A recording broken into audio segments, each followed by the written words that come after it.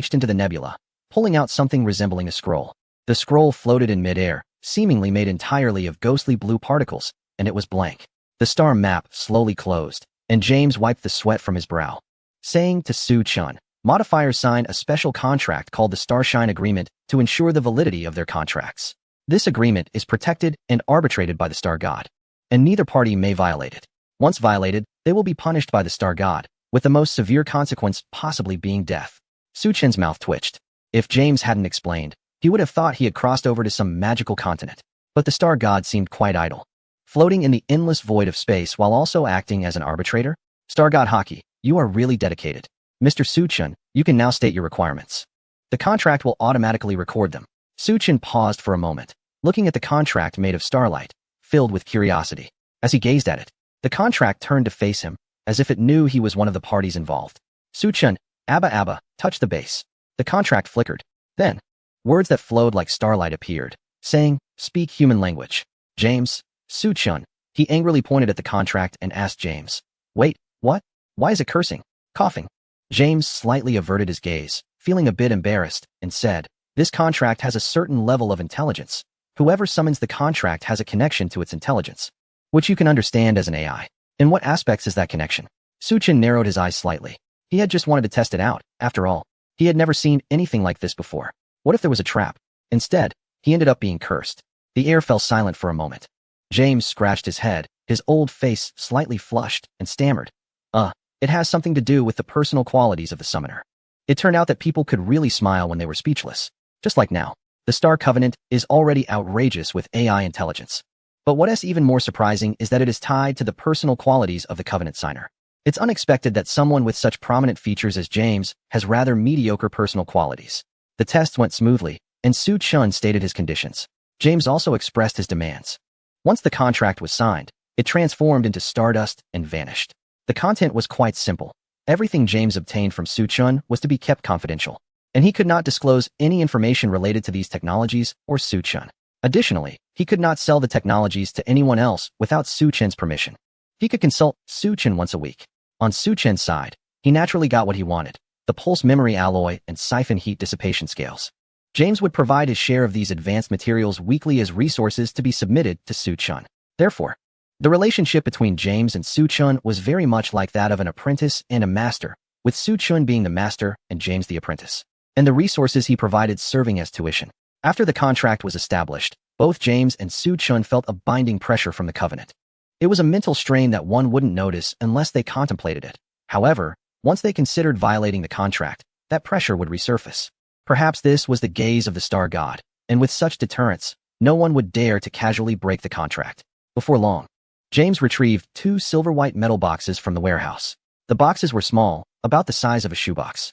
"Master Su-chun, these are the materials you need." James opened the boxes. On the left was a dark golden alloy material, thin as paper, layered like aluminum foil. In the right box, if Su-chun didn't look closely, he would think it contained fish scales. These were undoubtedly the siphon heat dissipation scales, designed to mimic fish scales, each only the size of a fingernail, reflecting a rainbow sheen under the light. "Old James, what are the characteristics of these materials?" "No worry, didn't he explain it to me in detail? Can you tell me? Also, given your status, can you apply for more materials?" Su-chun looked at the box full of siphon heat dissipation scales. It looked like a lot, but it was still far from enough to arm an engine. "This is pulse memory alloy, which contains memory factors that can automatically adjust rigidity based on internal pressure and temperature. If used to make pipes, it can reduce resistance during high pressure by contracting, and expand to increase flow during low pressure, just like our blood vessels," James explained, demonstrating with a piece of pulse memory alloy. Despite being as thin as paper, the alloy was incredibly resilient and extremely hard. When placed on a cutting machine, it only left a shallow mark. This mark disappeared in less than 3 breaths, indicating that the metal atoms scattered by the cutting machine returned to the wound under special traction, achieving self-repair. Su-chun's eyes lit up. This was perfect material for making nitrogen-oxygen separation pipes, and could significantly reduce the risk of explosions when used to create fuel chambers. After introducing the shape memory alloy, James picked up a siphon cooling fin with tweezers. He quickly placed the fin on a heat gun to roast it for about 10 minutes. Su-chun watched as the siphon cooling fin turned into a liquid state. However, this liquid was not molten metal. It did not drip from the tweezers but appeared to have a membrane on the outside, with only the metal inside the membrane melting. This is a special effect of the siphon cooling fin. James placed the liquefied fin in a crucible and explained. It is filled with a special phase change material that transforms from solid to liquid when absorbing heat and solidifies again when dissipating heat. The heat dissipation efficiency of a single fin is 10 times higher than that of ordinary aluminum sheets because it can absorb extremely high amounts of heat and has very high heat dissipation efficiency, making it one of the advanced cooling materials available today. In just a few seconds while James spoke, Suchin noticed that the siphon cooling fin in the crucible had already begun to solidify gradually. Meanwhile, the steel plate beneath the crucible had turned red from the heat emitted by the siphon cooling fin, indicating that it has excellent thermal conductivity. If there were water in the crucible, it would be understandable, but there was nothing in it. The siphon cooling fin, which had only just turned liquid after being exposed to the high temperature of the heat gun for 10 minutes, could begin to solidify in a very short time, proving that this material has high thermal conductivity as well as a very high latent heat of fusion, with characteristics of rapid heat conduction and short-term heat storage. The siphon cooling fin is undoubtedly a very remarkable cooling material. Using shape memory alloy to create a combustion chamber and attaching siphon cooling fins to the surface of the engine block as a cooling layer seems to pave the way for an engine capable of withstanding a nitrogen acceleration system. The only question now is whether there are enough materials available. Regarding the issue of material application, James shook his head apologetically, looking troubled. We have a regulated quota for the materials we applied for with the Modification Association. The level of materials each level of modifier can apply for and the quantity has already been determined. These 2 boxes contain the materials we didn't use this week and part of last week, and that's all there is. Suchin felt a bit disappointed upon hearing this. He had hoped to install a nitrogen system for Star Dream before the next provincial budget competition, but it seemed that materials were a bit tight. He couldn't just give Star Dream a half-finished product. He couldn't make it work. James noticed Suchin's disappointment and changed the subject. However, I know other S-level modifiers. I can procure materials from them. Procure. Suchin was taken aback. Yes, James raised his eyebrows with a mischievous smile. But before that, I need to inform you. Can I introduce the core modification of the adjustable tail wing under my name to others? It's not about exposing core technology. It's just, how should I put it? To show off a bit. James seemed a bit embarrassed again. After all, at his age, he was still trying to show off to his peers, especially in front of a young guy like Suchin. It was a bit awkward for his pride. Suchin thought about it and concluded, isn't it good to do it under James's name? His original goal was to train James to be a frontman, serving as a shield, while he himself could remain hidden as a behind-the-scenes boss. This not only ensured safety but also did not affect his plans. Even if we consider a hypothetical situation, as long as the core technology remains undisclosed, other modifiers would only be left with envy. It could also force these modifiers out of their comfort zones to innovate technically. As for why he wouldn't fully disclose the core technology of the adjustable tail wing, it's not out of selfishness. It's because the global trend in modifications hasn't changed, and the core technology of adjustable tail wings might only lead to another extreme. Besides, he wasn't that generous. Why should he share his technology with others? If they can't figure it out, that's their problem. If they want it, there should be an exchange of benefits. They shouldn't just expect to get it for free. So it's settled. Suchin nodded. Let us follow your lead and make a move. Old buddy, how have you been lately? Haha, don't congratulate me yet. Come to my shop. I have something good to show you. Hey, don't worry about it. Just come and see. Yo, old Zhang, long time no see. I heard you opened a branch. When will you come to my shop? I have something good for you. In less than 5 minutes, James made over 10 calls. He was all smiles while on the phone, but had a frown when he hung up. One could say he had become quite adept at changing his expressions. However, James indeed had a strong charisma. Within an hour, more than 10 modifiers arrived at his shop, all dressed like gentlemen in suits, with slicked-back, gray-white hair. Just the bodyguards they brought surrounded James' shop tightly. Suchin estimated they could set up a tea house with a few mahjong tables. From the badges worn by these modifiers, most were Class A modifiers, with only 3 being Class S, considering James' social circle. It was evident how rare Class S modifiers were in this region. Old James, you called us over from so far away. If they're nothing good, we'll have to deal with you later, said an A-class modifier who appeared to be older than James, with a long gray beard reaching his chest. Exactly. You just left the night voice, and now you're talking about planes? Amidst the chatter of the older man, James held his head high, smiling without speaking, looking quite relaxed. Suchin found it a bit strange and quietly asked Nora beside him. These Class A modifiers seem to show no respect for James. Even though he is Class S, whether they're older or younger than him, it feels like they're all on the same level. Nora adjusted her glasses. She initially didn't want to respond to Suchin because she still didn't know what kind of deal he had made with James. Ever since they left the quiet room, James had been wearing an expression that suggested he was floating as if he had consumed a significant amount of something. However, considering that Su Chun is a member of the Northern Wolf T2 team and a driver valued by his close friend. She rolled her eyes and patiently said, because these A-level modifiers are just a step away from reaching S-level. After reaching A-level, modifiers no longer need to take assessments for promotion. It mainly depends on the success rate of the core production. The standard for S-level modifiers is able to produce golden modification cores, with a success rate of over 60 for blue cores and over 30 for purple cores. All the modifiers invited by James can produce golden modification cores. However, either their success rate for blue cores is insufficient or their success rate for purple cores is inadequate. But since they can already produce golden cores, it shows that their understanding of the data matrix and nodes is quite solid. Improving the success rates for blue and purple cores is just a matter of practice, which might be resolved in a month or at most a year or two. Oh, Su Chen nodded thoughtfully, a half-step S-level realm.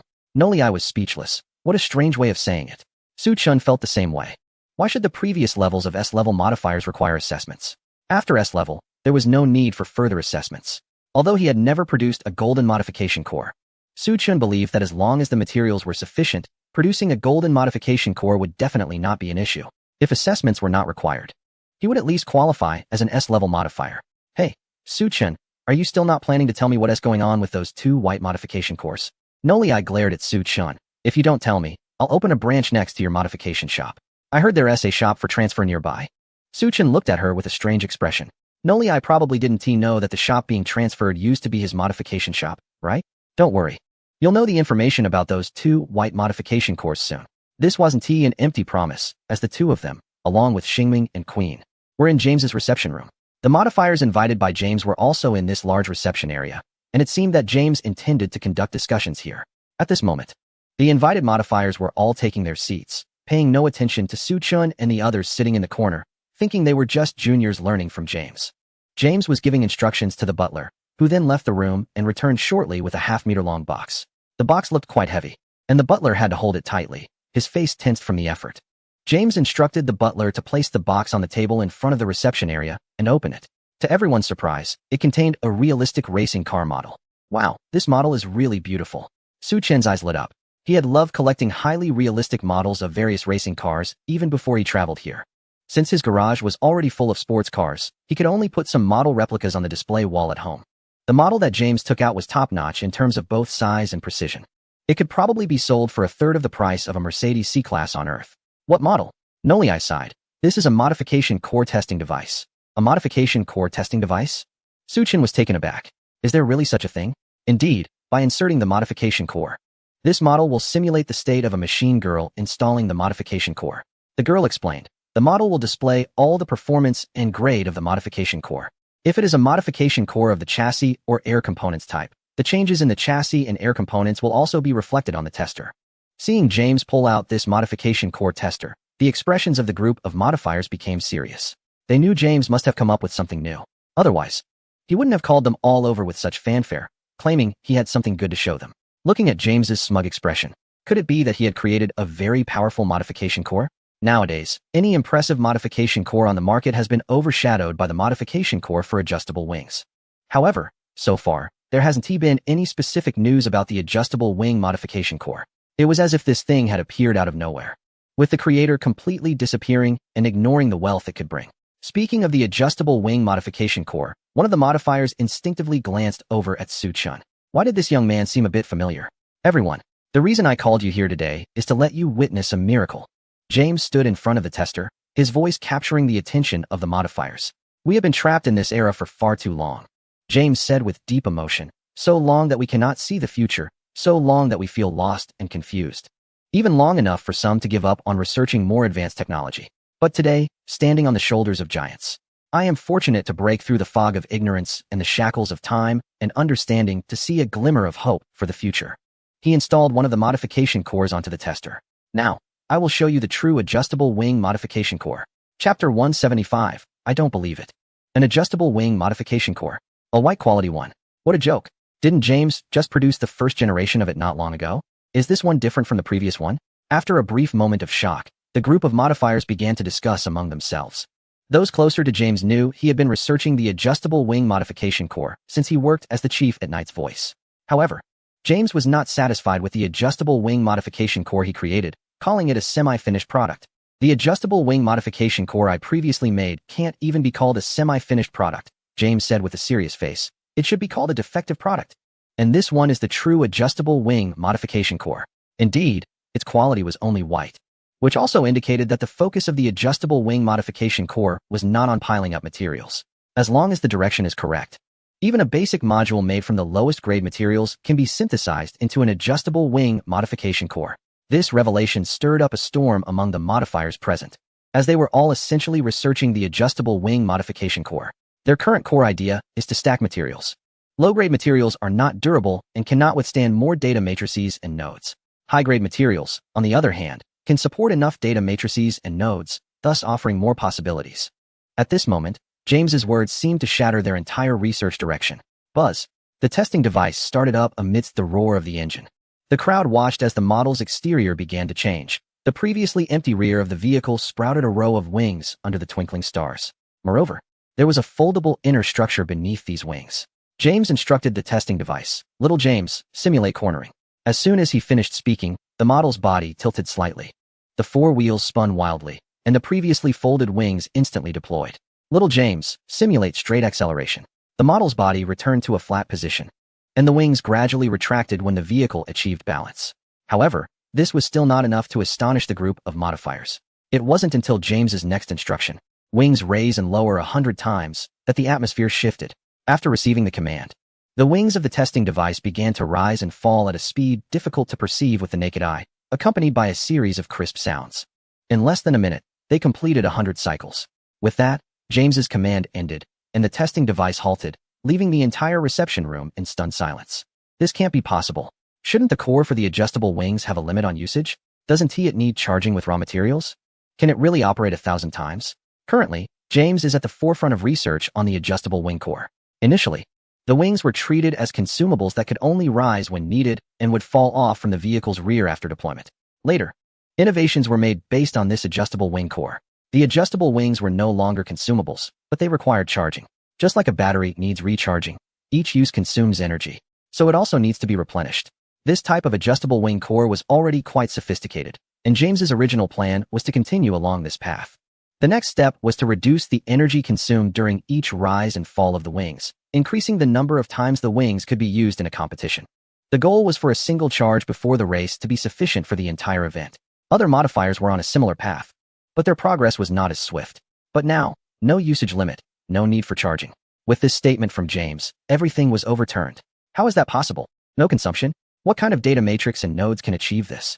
Faced with the instinctive disbelief and doubt from the other modifiers, James couldn't be bothered with lengthy explanations and directly ordered the testing device to simulate 5,000 cycles of wing adjustments. There was no need for more. 5,000 corners was already more than most races had. Amidst the continuous snapping sounds, the modifiers stared at the testing device in silence for over half an hour.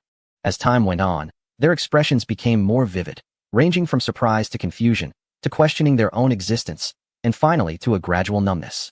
Noah looked bewilderedly at the testing device, her eyes wide and mouth slightly agape. Su Chun was bored, scrolling through silly short videos, while Xingming leaned against his shoulder, dozing off. Queen, on the other hand, deliberately brought back the borderline videos every time Su Chun swiped them away, even liking a few. The sound of the shutter ended, and the lounge remained quiet. James silently observed everything, then took out a second white modified core to replace the elevating tail wing modified core. This time, there was no visible change in the testing device. The newly installed white modified core seemed unremarkable compared to the elevating tail wing modified core, until an electronic voice similar to James's came from the testing device. Detected white quality modified core unnamed, attribute, speed 3. The group of modifiers listened intently, waiting for the next announcement from the electronic voice. Speed 3 was quite impressive on its own, ranking high among white modified cores. However, the practicality of this white modified core would depend on its negative attributes. If the negative attributes exceeded 5 points, its usefulness would be significantly diminished. Yet, they waited for a long time without further reports from the testing device. Instead, they received a repeated announcement. Detected white quality modified core unnamed. Attribute, speed 3. Old James, is your testing device broken? One modifier asked suspiciously. What about the negative attributes? I remember your testing device is quite old. Maybe it's time to replace it? Someone suggested. James chuckled, his graying beard shaking as he smiled silently. Everyone was starting to doubt whether the testing device was malfunctioning. The more they doubted, the more excited he became. These old-timers had often shown off in front of him. When he first joined the Knight's Voice, it was partly due to their provocations. He had hoped to make a name for himself, but ended up doing nothing and nearly suffered a heart attack from the pressure caused by Chin Xian. Now, he could finally hold his head high. Clearing his throat to quiet the lounge, he said calmly, "Everyone, stop guessing. Is it possible that this modified core only increases positive attributes?" The lounge fell silent for a moment again. The S-class modifier at the front could no longer hold back. He slammed his hand on the table, stood up, and pointed at James. "Impossible. I refuse to believe it. If such a modified core exists, I'll eat this table." Modifiers had existed in this world for over a century. In the past, they weren't as organized as they are now. They primarily operated in modified core production factories and research centers. As driver skills gradually improved, the variety of techniques they mastered increased. The importance of modified cores underwent 3 shifts throughout history. Before the era of the Star Gods, the importance of modification cores was self-evident, as the results of competitions were almost entirely linked to the performance of the mech girls.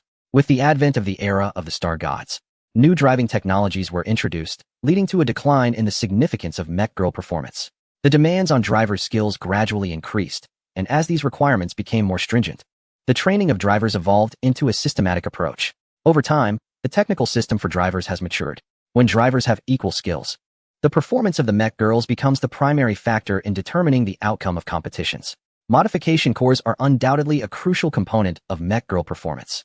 It was during this phase that modifiers began to emerge from factories and research centers. Those who could awaken the power of starlight and stably produce high-level modification cores became the modern modifiers. To cultivate more skilled modifiers, specialized academies for training modelers and modifiers were established. As times change, the importance of modifiers, modification cores, drivers, and mech girls in competitions also evolves. The only unchanging truth is that a modification core with positive attributes inevitably carries negative attributes as well. This is widely recognized and irrefutable. Some have attempted to create modification cores with only positive attributes, but all have ended in failure. In simple terms, even the modification cores used by the Star Gods themselves possess negative attributes. In a sense, aren't the negative attributes of modification cores just inseparable characteristics? Therefore, when James claimed to have a modification core that only enhances positive attributes, other modifiers found it hard to believe. This led to another S-rank modifier rising to point at James, exclaiming disbelief. James gazed at the elderly man before him, who also held a prestigious title as an S-rank modifier. At that moment, he felt as if he transcended the world. He seemed to see the person pointing at him as a reflection of his former self. The old man, despite having the courage to question, hesitated to challenge the truth. Did he truly believe that truth must be truth? No, it was incompetence, it was powerlessness, it was the refusal to acknowledge one's own weakness.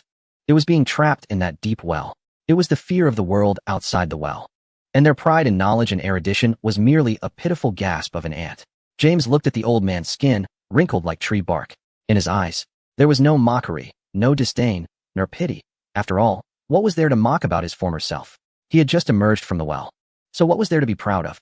He was merely like a preacher, solemnly handing the white-quality modification core to the old man. See for yourself, witness it. The old man trembled as he grasped the white modification core, his lips quivering. He cautiously covered it with a bit of star energy, his demeanor resembling that of an adventurer delving into a dragon's lair. Fear, caution, hope. Who knows what treasures lie behind that door adorned with dragon scales? Or whether it reveals the furious gaze of the dragon. Pat now opened that great door. The star energy quickly provided him with feedback. The first piece of information is that this is a modified core with a quality rating of white. The second piece of information states that the attribute of the modified core is speed 3. That's all. Everything comes to a sudden halt. There is only the positive attribute of speed 3, with no negative attributes whatsoever. Old Pat fell into a long silence. Then, he quietly put the white modified core into his chest pocket. After that, he turned and ran. Stop him. James, suddenly awakened, was furious. His beard almost bristling as he shouted, "Stop that old rascal. Pat, you dog. I shared the modified core with you, and you just snatched it, huh?" Old Pat, being older and less agile, despite putting in all his effort to reach the door, was still intercepted by James's bodyguards.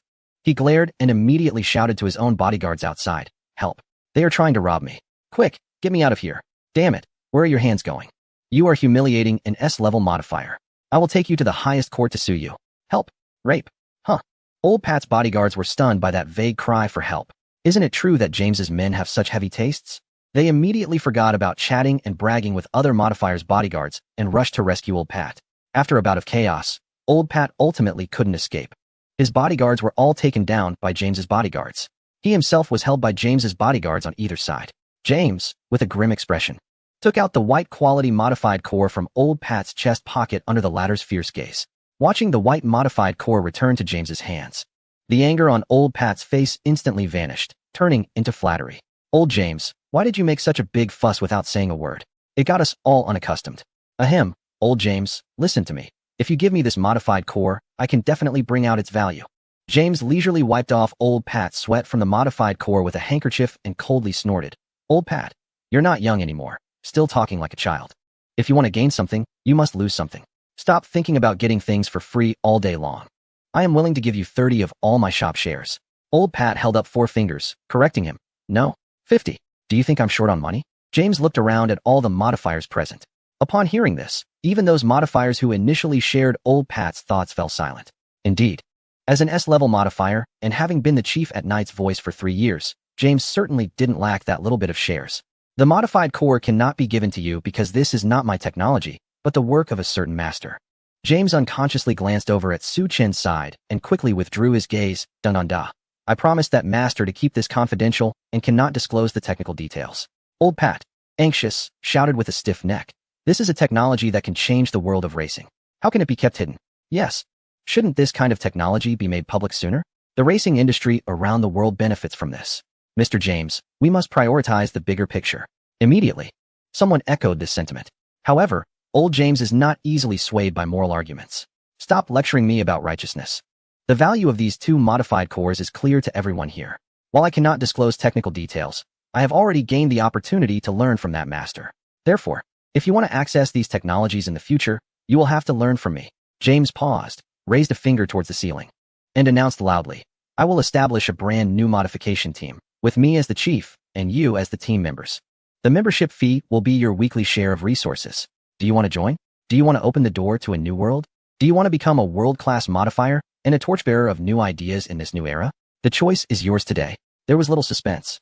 All the modifiers called by James chose to join the modification team and became members. Old Pat applied to be the vice chief, but was informed by James that the vice chief position had already been filled. He was the vice chief. Aren't you the chief? Old Pat looked confused. Aren't both the chief and vice chief called chief? James rolled his eyes, explaining that the true chief is that master. Otherwise, do you think I am qualified to be the team chief compared to that master? Old Pat assessed James with a few glances and scoffed. Indeed, you are unworthy. James, when will you introduce me to that master? Old Pat asked eagerly. He had too many questions he wanted to discuss with that master. So many things he found difficult to understand. However, James just scoffed. You do not deserve. Old Pat pointed at James. You son of a... James picked up a champagne bottle from the bar and pointed it at Old Pat. Try saying that again. These modifiers spent almost the entire afternoon with James. It wasn't until the sunset cast its glow on the succulents by the window that people started to leave. The 2 white modified cores brought out by Su Chen had been thoroughly examined by them. These modification masters were eager to learn about the production principles of these 2 modified cores. Unfortunately, no matter how much they used star energy scanning, they couldn't uncover the secrets within. It still required Su Chen to explain it personally. However, Su Chen certainly wouldn't explain it to these modifiers at this time. He would first explain it to James, on the condition that James abandoned his original hexagonal nurturing machine theory and accepted his new theory. On this point, James had not completely given up. Once the people left, the reception room finally returned to quiet. The intense discussions that sounded like 1,000 ducks quacking had ceased. Su Chen and James sat across from each other, with 2 modified cores that had already developed a layer of patina on the table in front of them. At the entrance of the meeting room, James's bodyguards were busy loading boxes of materials submitted by the modifiers into a car. Xingming was dozing off on Queen's lap, while Queen was playing with Su Chen's phone, wearing a mischievous smile. Nora seemed to be in a state of self-isolation, staring blankly at a steak that James had generously provided her due to his good mood, not moving to eat it with a knife and fork. Master Su Chen, I admit that these 2 modified cores have had a tremendous impact on my thoughts. James paused. What I want to say is, wouldn't it be more convenient to cultivate an all-rounder mech girl if there were cores that purely enhance positive attributes? But the mech girls can only solidify a limited number of modified cores. Su Chen shot James a sideways glance. The number of solidification attempts is limited, and creating such modified cores that only enhance positive attributes is extremely difficult.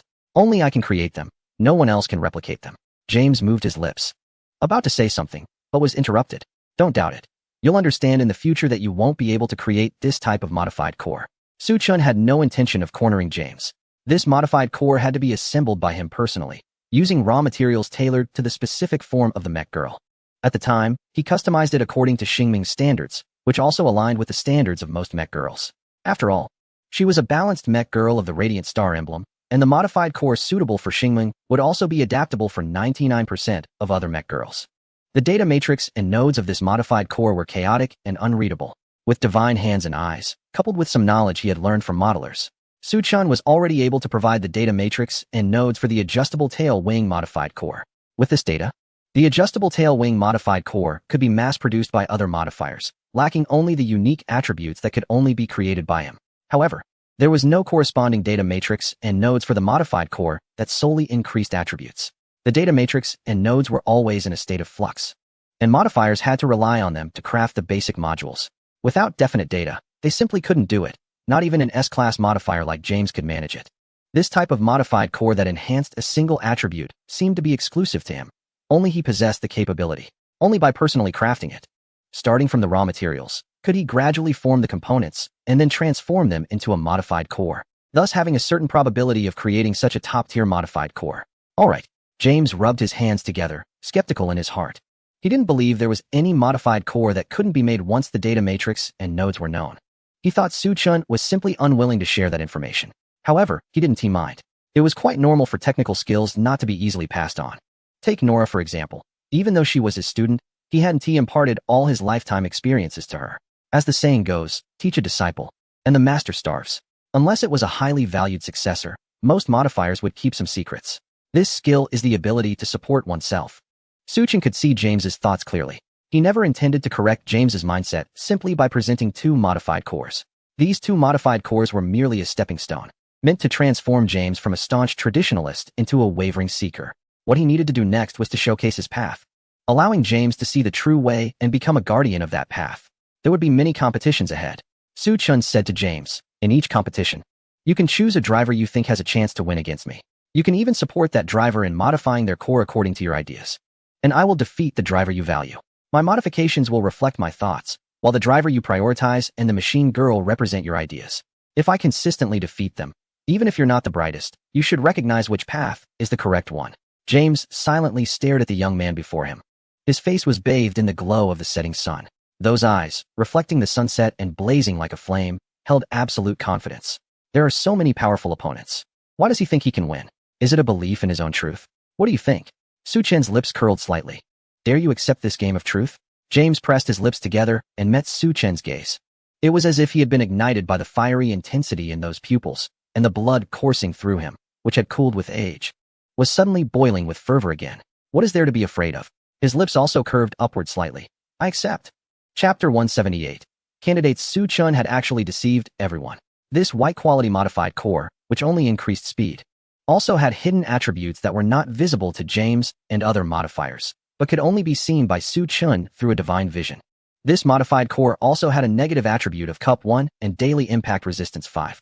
However, in a certain sense, this Daily Impact Resistance 5, along with an additional 3 points of speed, was considered a treasure for the modifiers in this world.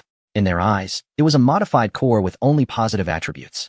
Well, thinking about it this way, it wasn't exactly fraud. There were special entries that these modifiers couldn't create anyway. Su-chun stood at the entrance of James's modification shop, looking at the old man who had personally escorted him and the two machine girls out with great respect, and any guilt he felt vanished completely. As the saying goes, small deceptions don't count as deceit. Hee. Master Su-chun, you will participate in the next provincial qualifier, right? A week before the competition. I will inform you of the driver I value. Additionally, if I sponsor him, I will fully disclose the specific resources I provided. James said with a serious and earnest expression. He would take the upcoming competitions very seriously. Su-chun wanted to change his mindset. But James also wanted to change Su-chun's thoughts. In his eyes, regardless of whether Su-chun had another modifier behind him, he was a genius. It was merely a misstep. As long as it is corrected, it can shine even more brilliantly, whether in the field of modifiers or drivers. I will bring Xingming to the next provincial qualifier. Su-chun patted Xingming's head. James was taken aback, thinking that taking Xingming would be giving him an easy ride. Indeed, Xingming was also an excellent machine girl, but in terms of performance, it couldn't compare to the sheer power of something like Queen, right? Su-chan raised an eyebrow, instantly realizing what James was thinking, and couldn't he help but let out a cold laugh. Old James, your biggest flaw isn't being rigid, but rather placing too much importance on data. Machine girls are living beings, not cold machines. Relying solely on data is inaccurate. James remained silent. Su-chan knew that James still valued the performance of machine girls above all else. However, it didn't matter. After a few races, James would come to understand the superficiality of his thoughts. Indeed, Xingming's current performance couldn't rival Queen's absolute power. But let us not forget, Xingming hadn't been upgraded to an A-level machine girl yet, and still had one opportunity for a core modification and installation of a new core. Most importantly, he and Xingming had a high level of synchronization, making it easy to enter a state of phase synchronization. These were all things that cold data couldn't reflect. Not to mention, he still had a truckload of materials to create a nitrous acceleration modification core. The future races are full of uncertainties, but in the contest against James, he would definitely emerge as the victor. Just as Su-chan and the others left, James had the butler bring him a list of participants for the provincial qualifier. He frowned upon seeing the names Ayano and Night Hoof on the list. Was the Night Hoof team still participating? After just finishing a provincial qualifier, a machine girl would need at least a month to recover to peak condition. If they continued to compete, the machine girl's state could only be guaranteed to be at most good. He flipped through the list and found that the only driver from Night Hoof was Ayano, with no information on other team members. It seemed they planned to let Ayano take the lead while the other team members rested. James stroked his chin and thought, if it were Ayano, her competition state wouldn't be too affected by the machine girl's condition. However, the other drivers from Night Hoof were different, as they didn't possess Ayano's unique talent. Although the captain of Night Hoof was decent, he was still from the Night's voice team. James sighed. If given a choice, he really didn't want to provide assistance to the drivers under Chin Xian. However, among the few drivers listed in front of him, there was indeed no one with better overall quality than Ayano. With a mindset of trying anything as a last resort, James continued flipping through the list. Su Chaifengha, from the Star Crown Club T2. Seeing this name, he paused slightly, subconsciously recalling some information related to this driver. The Star Crown Club certainly couldn't be compared to the massive Knight's voice group. However, it was still quite good among first and second tier clubs. Especially with Su Lin, the captain of Star Crown Club T1, being a very impressive driver. Su Che was that person's younger brother and also had decent strength. He didn't expect his mech companion to have already advanced to a rank. There was indeed a chance to compete for the provincial budget competition championship. James squinted his eyes. Perhaps there would be stronger competitors signing up later? But there was no time to wait, as he still needed time to test performance, formulate a modification plan, and create the modification core. Old Fu, James called out to the hallway, and soon the butler pushed the door open. Sir, what can I do for you? Go to the Star Crown Club, James instructed while looking out the window. Invite T2's chief, Su Che, and his mech companion, Feng He, in my name. Just say I see potential in them and am willing to offer some assistance. The butler hesitated for a moment and said, Sir, how can you be sure he will come with us? He will, James replied with narrowed eyes. During his time as the chief modification specialist for the Night Voice, he had been forced to learn a lot about the drivers, including their mech companions, backgrounds, approximate strengths, and even their personalities.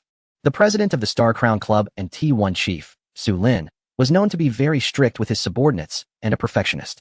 As Su Che's brother, and having faced multiple defeats in competitions, Su Che was likely under significant pressure from Su Lin.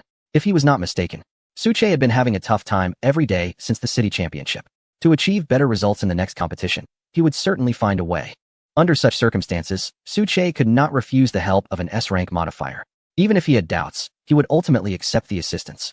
Moreover, there were no traps or schemes involved. His help was purely free of charge, just to prove whose theory was more advanced, his or Su Chen's. Thus, he was indifferent to any doubts Su Che might have. Su Chen's strength was indeed formidable. How did he manage it? In Binzhou City, by the tunnel of a city training race, Su Che sat on the curb with a look of despair. He had tried to use the wall riding technique with Feng He, but failed. Feng He's body was quite heavy, and he couldn't ride the wall as easily as Su Chen did. The second round of the provincial preliminaries featured many tunnel sections, and now many drivers were urgently training for the wall riding technique, all because of the formidable Su Chen.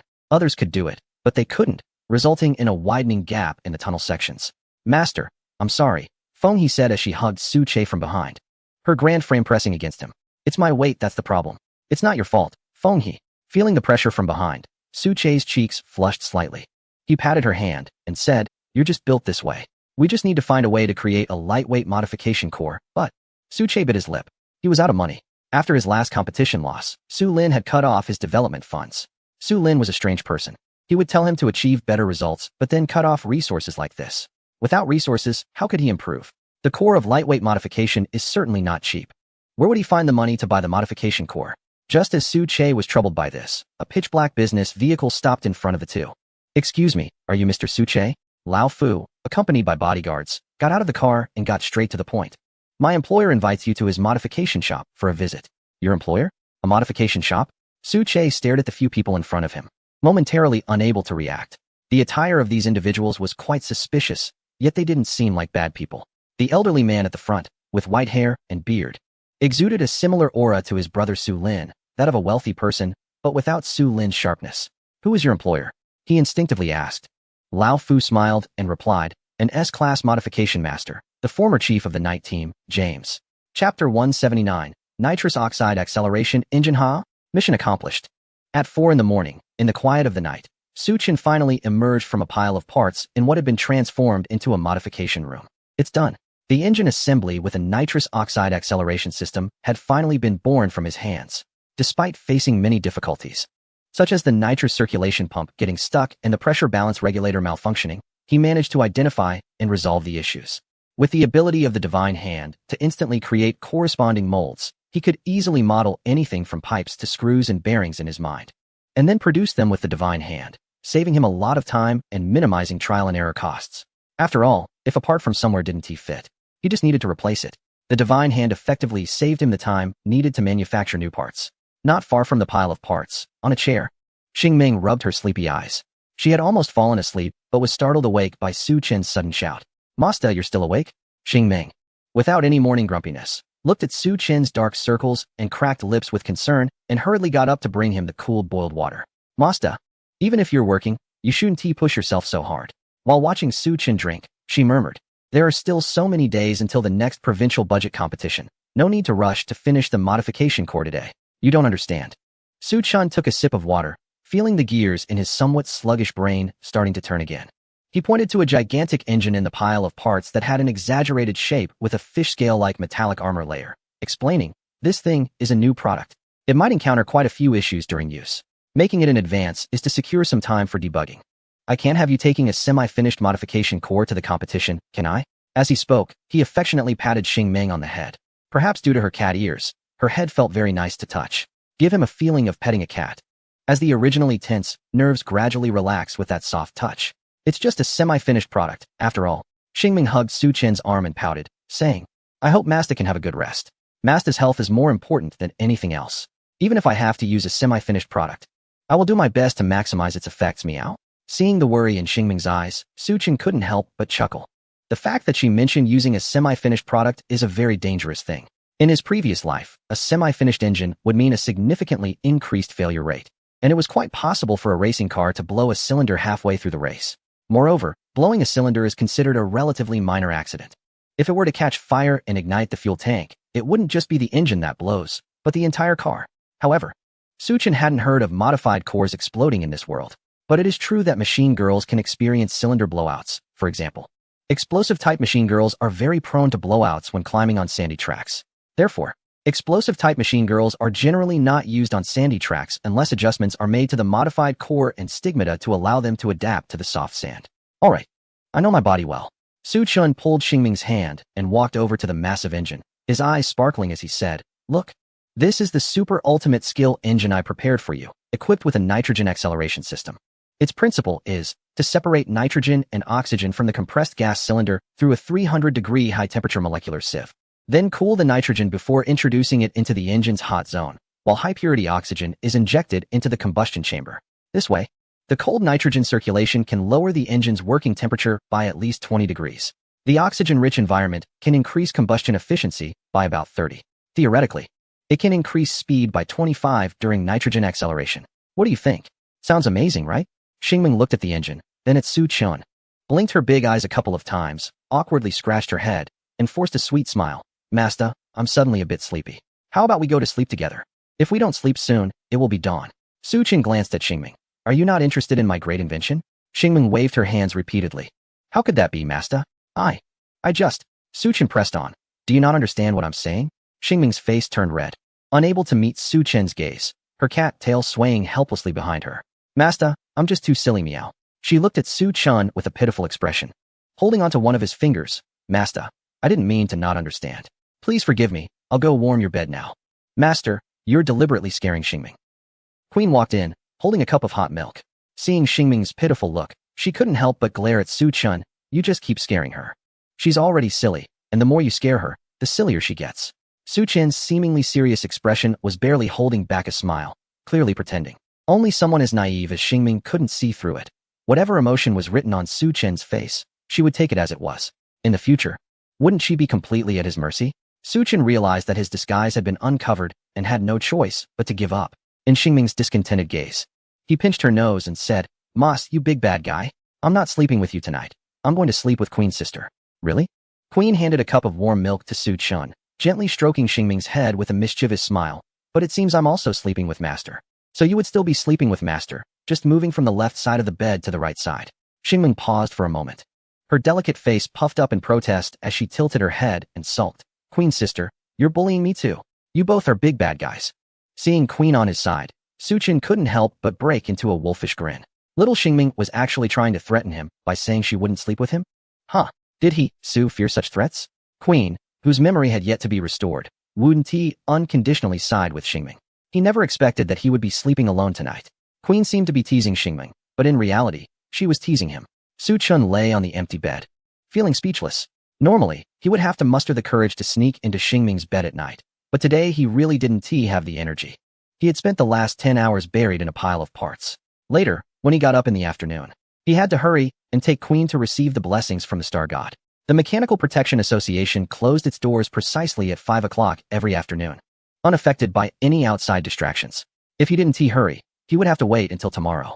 As he thought about all the things he still had to do, sleepiness washed over him. Just as Su Chen was about to drift into slumber, a surge of cosmic energy stirred in his mind.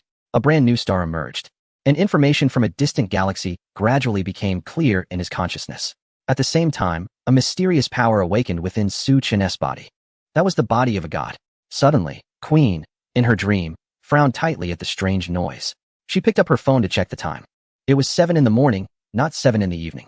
It had been less than 2 hours since she had gone to sleep with Xingming. Excluding any strange sounds from the McFlurry, the answer was clear. That howling, reminiscent of an ancestral ape, was emitted by their dear master. Since it was Master making the noise, she couldn't just forcefully silence it. The murderous intent in Queen's eyes dissipated into thin air, replaced by curiosity and confusion. Master usually behaved quite steadily. In front of outsiders, he was composed, but at home, he was different. It was unusual for him to make such strange sounds. Could it be that he was suffering from hemorrhoids? Queen bit her lip. The mechanical girl doesn't have such worries.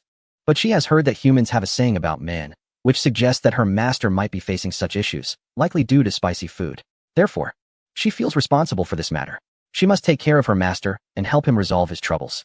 There is a quick surgical kit at home, and her tools are certainly effective. The intention of treating her master wouldn't trigger her mental constraints. Most importantly, she would get to see her master in a state of utter embarrassment. Just thinking about her master trembling and blushing to the point of being flustered makes her feel inexplicably excited, and her face seems to be getting warm and undoubtedly red. With a playful grin, she quickly grabs a disposable scalpel from the medical kit, puts on her clothes, and heads toward the source of the sound. On the balcony, Su Chen hears the commotion behind him and turns around. He sees Queen, who has come out wearing only a nightgown. Her long black hair cascades down her shoulders, and the black lace underneath the thin robe is clearly visible. Bathed in the morning sunlight, her alluring curves are partially revealed beneath the sheer fabric. Su Chen finds himself mesmerized, feeling a bit parched. Not finding Su Chen in the bathroom, Queen feels a bit disappointed.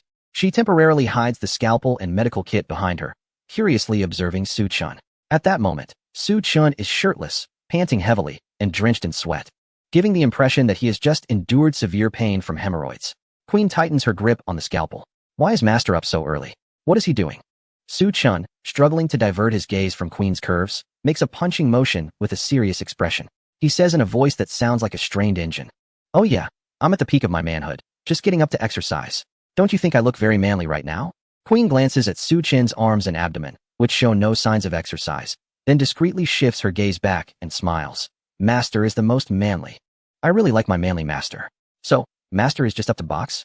Yeah, Su Chen nods. Last night, before going to bed, he acquired a new ability, divine physique, strong kidneys. As the name suggests, this talent activated during the provincial qualifiers would grant him a divine body. However, it seems it won't be given all at once, but will strengthen gradually. For example, right now, he has been granted divine kidneys. What good are strong kidneys? Initially, Suchin could only think of it as being able to eat a lot. But later, he realized it wasn't that simple. Normally, after only 2 hours of sleep, he would feel extremely fatigued, his mind cloudy, unable to comprehend anything around him, and even walking felt like floating. But when his alarm rang at 7, he shot up from bed. Standing in front of the mirror at the wash basin, he was astonished. His dark circles were gone, the bags under his eyes had disappeared, and the wrinkles on his face were no longer visible. The entire person seemed to have become a few years younger, radiating a vibrant energy. He felt as energetic as a dog and couldn't help but perform a series of punches on the balcony, facing the rising sun. Now he was full of vigor. But unfortunately, he had never learned any martial arts in his previous life.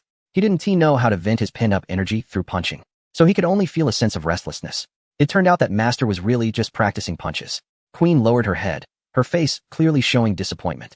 It was at this moment that Su Chun noticed Queen had something in her hand hidden behind her back. Why would she be disappointed just because he was practicing punches? Shouldn't she be happy to see her master so energetic? Queen, what do you have in your hand? Oh, it's nothing. Queen subtly concealed the scalpel and the quick wound cleaning kit under her robe, holding them with her leg. With her other hand, she brushed her hair to mask the awkwardness on her face. However, Su Chun didn't seem to have any intention of letting it go, even wanting to squat down to take a look. This was unbearable. She didn't mind what others thought, as she was just a machine girl for her master. But she absolutely could not let Master see the scalpel. That would be an unexplainable situation. Master, Queen, quick-witted, took a step back while clutching the surgical kit and scalpel. Smiling brightly, I noticed your punches seem a bit unstructured. I learned some martial arts when I had some free time. Would you like me to teach you? With this, Su Chin's attention was indeed drawn in. Since coming to this world, he had never felt secure. Although the machine girls had high combat abilities and could protect their pilots, he still felt that one needed to be strong themselves. The machine girls couldn't protect him all the time. What would he do when he didn't have their protection? He could only rely on himself. Moreover, he had skills that even the modifiers in this world didn't possess. It was quite dangerous. Hearing that Queen wanted to teach him martial arts was just what he wished for. Queen, I didn't expect you to know martial arts. Su Chun looked up and down at the slender and attractive machine girl, saying somewhat shyly, so, what level is your martial arts? Queen didn't respond, only throwing a standard hook punch at the wall nearby. Bang! A cracked punch mark appeared on the wall, and the entire building seemed to shake for a moment. Then, everything fell into silence. On the sofa, Mai Xianfeng yawned, casting a disdainful glance at the stunned Su Chun. In Queen S' bedroom, Xing Ming turned over, exposing her soft little belly, burped, and continued sleeping. How is that, Master? Queen asked with a smile. Is my level sufficient? Enough. Su Chun's face turned pale as he nodded repeatedly. Absolutely enough. Can I go change my clothes now? Sure. Hee hee. Then please wait a moment. Queen sighed in relief. Then she turned around, crossed her legs, and hopped away. Chapter 181. Becoming a Man of Steel Master. This is a left hook. This is a right hook. This is a straight punch, and this is a turning whip kick. Queen demonstrated the previously broken down movements in a fluid sequence and said to Su Chun, this is a combo. Now that you've learned this combo, give it a try. Su Chun. Huh. Wait, does Queen think I'm an NPC? Does she really think this is a beginner tutorial? Su Chun's mouth twitched as he attempted the movements Queen showed, but naturally, his execution was far from standard. While Queen's punches and kicks generated a whoosh of wind, his looked more like a combination of calisthenics and a chaotic series of moves. Queen displayed a disappointed expression, pouting and touching her fingers together. Does Master really not have the ability? Su Chun clenched his fists tightly. Should he really be able to do it? He was just a small, ordinary person, not a superhuman. It seemed Queen finally noticed the embarrassment on Su Chun's face. Her disappointment disappeared, her eyes glinting mischievously, and her mouth curling into a slight smile. Since Master can't do it, I'll have to help Master with some special training. Hee hee. Seeing the mischievous look on Queen's face was like spotting a little fox. Now, just hearing her playful laugh made Su Chun's scalp tingle.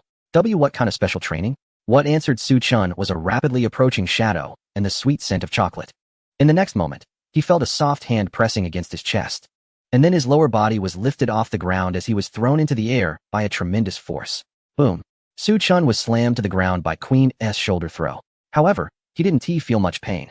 By the time he reacted, he realized that Queen's hand was supporting his back and buttocks, so the fall wasn't too severe. Master, since you can't learn as quickly as our mech girls, you'll need special training. Special training means taking hits to build your reaction to being struck. then learning specific moves, and you also need to keep up with physical training. Otherwise, she licked her lips and leaned close to Su Chen's ear. Her tone thick with flirtation, you want to be able to handle me and Xingming later. Queen seemed to have some incredible ability, even in an unbalanced state. She managed to support Su Chen's waist with one hand while her upper body was tightly pressed against him like a soft water snake. But before Su Chen could fully appreciate Queen's strength and softness, everything went blurry, the sweet scent faded, and Queen stood 3 steps away, having helped him back up. Cough. Queen rubbed her chin and coughed lightly. That's enough special training for today. Master should pay attention to exercising regularly. Otherwise, even if you learn the basic moves, you won't be able to execute them. We should practice every morning while Xingming is still asleep. Su Chen, why take advantage of the fact that Xingming isn't awake yet? Queen said seriously. If Xingming sees you practicing, she will definitely want to join in. Do you really want Xingming to turn from a sweet and soft little cat girl into a fierce battle cat girl? Su Chen imagined for a moment. During the championship match, Xingming would casually toss him into the air. This shows that Xingming's strength is definitely not inferior to Queen's. Well, never mind then. Xingming is fine just the way she is. Besides, Xingming is a bit clumsy. What if she gets too excited and accidentally injures him? His concerns were not unfounded. He once read a news article about a man whose girlfriend practiced combat. After being apart for a long time, they met and went through the usual routine. But during their passionate moment, the girlfriend accidentally locked his throat in a deep kiss, causing his collarbone to dislocate. Su Chen shivered and shook his head repeatedly. Right. So it's just the two of us practicing. Queen was very pleased with Su Chen's response. This way, she could have time alone with her master every morning, helping him learn combat while exploring his body, looking for his weaknesses, and teasing him. Just thinking about it made her feel good all day long. Queen used a warm towel to gently wipe the sweat off Su Chen's face. Then, glancing at the time, she said to Su Chen, "Well, master, it's getting late. I'll go make breakfast now. Later, I'll change from my practice outfit to an apron in the kitchen, so I won't go back to the bedroom to change. I'm afraid I'll wake Xingming, so you mustn't come to the kitchen to peek, okay?" She winked at Su Chen, casually let her tied-up hair down, and turned around, hands behind her back, heading to the kitchen. The kitchen door was frosted glass, allowing only a silhouette of Queen under the light as she changed from her clothes to an apron. Soon, soft singing from the girl echoed inside. It was clear that Queen was in a very good mood. Su Chen couldn't help but suspect that Queen was doing it on purpose. Knowing he couldn't see anything, she still intentionally teased him. Just wait. Su Chen turned his gaze away. Not being able to eat while seeing this was a double torment for both his mind and body. Out of sight, out of mind. But at this moment, his desire to strengthen his body reached its peak. Health was secondary. The main goal was to become a relentless machine in motion, a man of iron. After breakfast, which ended up being earlier than expected, Su Chen had 3 things to do. First, he would take Queen to receive the blessing of the star god, hoping it could help restore Queen's memory damage. Even partial recovery would be fine. The current Queen was already a bit overwhelming for him. Then, he planned to upgrade Xingming to an A-class machine girl. He had already gotten used to Xingming's temperature of 42, finding it warm and cozy to hold at night. So the Flamestorm core would be directly solidified on Xingming during this upgrade. Finally, he needed to find a highly private training ground to test the effects of the nitrogen acceleration core. As Su Chen arrived at the entrance of the modification room, he gazed at the massive object lying amidst the pile of parts. He hadn't yet converted this thing into a core. He had been too tired last night and completely forgot about it. To avoid affecting the performance of the nitrogen acceleration modification core, Su Chen decided not to pair this engine with any other foundational modules. Just this one engine would suffice to produce results. Here we go. He placed his hand on the cold engine casing and lowered his gaze slightly. Below was the moment to witness a miracle. A flash of starlight appeared.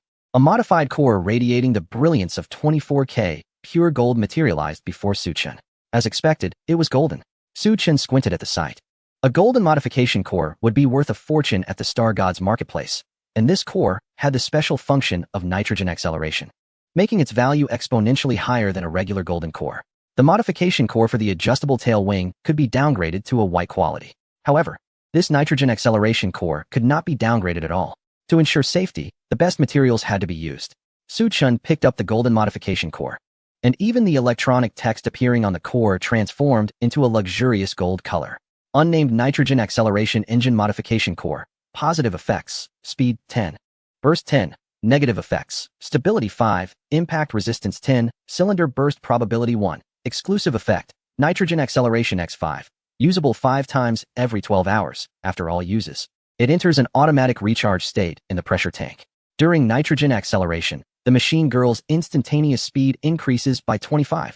Special effects. Daily impact resistance 5, displacement 10. Weight 5 kilograms, flexibility 10, sensitivity 5, grade, golden. This modification core has been created for you. Please name the modification core. A cylinder burst probability of 1 was barely acceptable. Suchin nodded thoughtfully. As a perfectionist, he preferred to minimize risks. However, he understood that it was impossible to have zero risk. In today's world, with such peculiar beings as machine girls, and using top-notch materials to bring the risk down to 1 was already quite formidable. In his previous life, a similar nitrogen system could burn out the engine even without bursting the cylinder. It might not even last through an entire race before needing to retire. Moreover, because it had been made into a modification core, it didn't require manual recharging anymore. It became fully automatic. The 5 uses every 12 hours were roughly in line with his estimates when he designed the nitrogen engine system. The amount of nitrogen and oxygen in the pressure tank he equipped for this engine was just enough for 5 uses of nitrogen acceleration. However, what kind of attribute was daily impact resistance? Suchin's expression turned peculiar. The concept of collision resistance is quite straightforward. It refers to whether a unit will be knocked off the track during a race against other units. When 2 units collide, the one with lower collision resistance is more likely to veer off the track. However, the mention of daily collision resistance is intriguing. Displacement is also easy to understand. The high concentration of oxygen provided to the combustion chamber by the pressure vessel increases combustion efficiency, leading to more water being produced, which in turn boosts displacement. Yes, it must be like that. Suchin let out a strange laugh. Naming the modification core is a serious matter, especially for a revolutionary core that holds special significance in this world. A solemn and fitting name is especially important. Suchin fancied himself a deity of naming from ancient Greece. After a brief contemplation, he declared to the modification core in front of him, "Let us call it the juicy nitrogen core. It sounds appetizing." Naming complete. Hee. Suchin tiptoed into the bedroom with the modification core in hand. Xingming was sprawled out on Queen's bed, fast asleep. The corner of her pajamas had slipped up, revealing her fair waist and belly button. What a great opportunity. Suchin swallowed hard and charged in, skillfully replacing the blazing storm with the new modification core. The process of changing the modification core is very sensitive for the units. Suchin waited for some feedback from Xingming. However, she merely frowned slightly, rolled over, and continued sleeping, presenting her backside to Suchin. Suchin thought, wasn't it said that units are very alert when their modification cores are being changed? He glanced helplessly at Xingming and then at the green-blue quality blazing storm modification core in his hand. Although this core had a top-notch attribute of 5, it was somewhat outdated for Xingming at this point. It couldn't even elevate her performance to the threshold of an A-level unit. Since there were still plenty of materials left, why not dismantle this core and optimize it further? With this thought, Suchin took the blazing storm to the modification room. Meanwhile, on Queen's bed, the sleeping Xingming suddenly curled up and then changed positions. After tossing and turning for a bit, she finally groggily woke up. Her stomach felt bloated. She confusedly touched her abdomen. Units don't have a large need, but they do have a smaller one. However, what humans consider a small relief is merely a way for units to expel excess water. They don't do this as frequently as humans, typically once a day, with the frequency slightly increasing during competitions. The expelled substance is pure water, but due to the private nature of the process, even though it's just pure water, no industry for selling it has developed. There was a driver who tried this before, but after being reported, he is now long gone. I distinctly remember going before sleeping. She scratched her head in confusion, but quickly got up and dashed to the bathroom. The bathroom is right next to the kitchen. While cooking, Queen was puzzled about why Xingming was up so early. The next moment, she heard a rush of water. Splash. Queen. Xingming, are you taking a shower? No, meow. A somewhat embarrassed voice from the next bathroom came from Xingming. Then why is there such a loud sound? Xingming looked at the shadow that had spread across the bathroom floor, confused, and stammered. Sister Queen, I think I might be sick. Huh. Queen, holding a spatula, froze. Sick? Yes. Xingming's voice was muffled, with a hint of disbelief and obvious trembling. You quickly bring Moss over to check. Meow QAQ. I think I might flood the bathroom. Meow. What? Queen quickly put down the spatula, and without bothering to put on other clothes, she rushed out wearing just an apron. In the modification room, Suchin was oblivious to everything happening outside. He had already disassembled the core of the blazing storm into basic modules and turned the core engine into a mechanical prototype. Next, he would upgrade based on this foundation. There were still plenty of siphon cooling scales left, which could be used as materials for the combustion chamber. And all the pipes inside the engine could be replaced with pulse memory alloys. This was the most straightforward and basic way to enhance engine performance. In addition, he also planned to create a new air conditioning system to make the temperature increase of 5 a controllable benefit. This way, The temperature could be maintained during normal and special situations, turned off during competitions, or even lowered. That would be the perfect scenario. Chapter 183. Queen also wants to try Xingming. Pull up your pants. No need to show me the details. Queen, you too, go change your clothes. That apron is too small for you. Buy a bigger one. Suchin stood at the bathroom door, taking a deep breath. Amitba. Form is emptiness. Emptiness is form. Analyze the specific situation specifically. Mas, am I sick? Xingming looked at Suchin pitifully, her small hands helplessly grabbing Suchin's shirt. It was only then that Queen realized she was only wearing an apron. Her face turned red instantly, and she silently went back to her bedroom to change clothes. Teasing Suchun was one thing, but it didn't mean she could just let Suchun see her casually. Suchin slightly avoided her gaze and waited until Xingming was seated on the toilet before he went back in. Good, you're not sick. It's just that the modified core I installed for you has a bit of a special effect. The corners of Xingming's eyes turned red, and she paused. Sniffing, modified core meow? When did Mas install the modified core for Xingming? Just while you were sleeping. Suchin scratched his head awkwardly. Mainly, who would have thought that this special effect would have such a strong feedback? However, it is clear that there is a problem with the drainage system in the Queen's restroom. Usually, he uses the bathroom in the bedroom shared with Xingming and rarely comes to this public wash area. Upon closer inspection, he noticed that the drain in the corner was blocked with hair. It turns out that even machine girls can shed hair. In that moment, Suchun had a new understanding of these beings. Oh meow, it turns out to be the modification core from Mas. Xingming closed her eyes to feel it. She finally realized that her modification core had been replaced, and the most noticeable change was a significant drop in her temperature. However, shouldn't the modification core enhance or reduce the performance of the machine girl? Why would there be such a strange effect? No, wait. Xingming paused. She recalled that several previous modification cores seemed to have special effects as well. Mas, this is bad, Xingming said with a frown. Could it be that every time the drainage happens, it will be on this scale? But I didn't drink that much nutrient solution. Then, will my skin become very dry, and my whole body lose elasticity? Will Mas not like me anymore? Xingming's concern shifted from her health to whether Suchun would continue to like her. Because Suchun had said before that he liked her because she was soft and cuddly, and sleeping while holding her was a pleasure. It shouldn't be that serious. Suchun thought. This should just be the reaction after the core was installed for the first time. And it shouldn't have much to do with Xingming. To verify this, he took off the modification core. Just as Queen had changed into a new outfit and walked to the door. Here, Queen, let us try this new modification core on you too.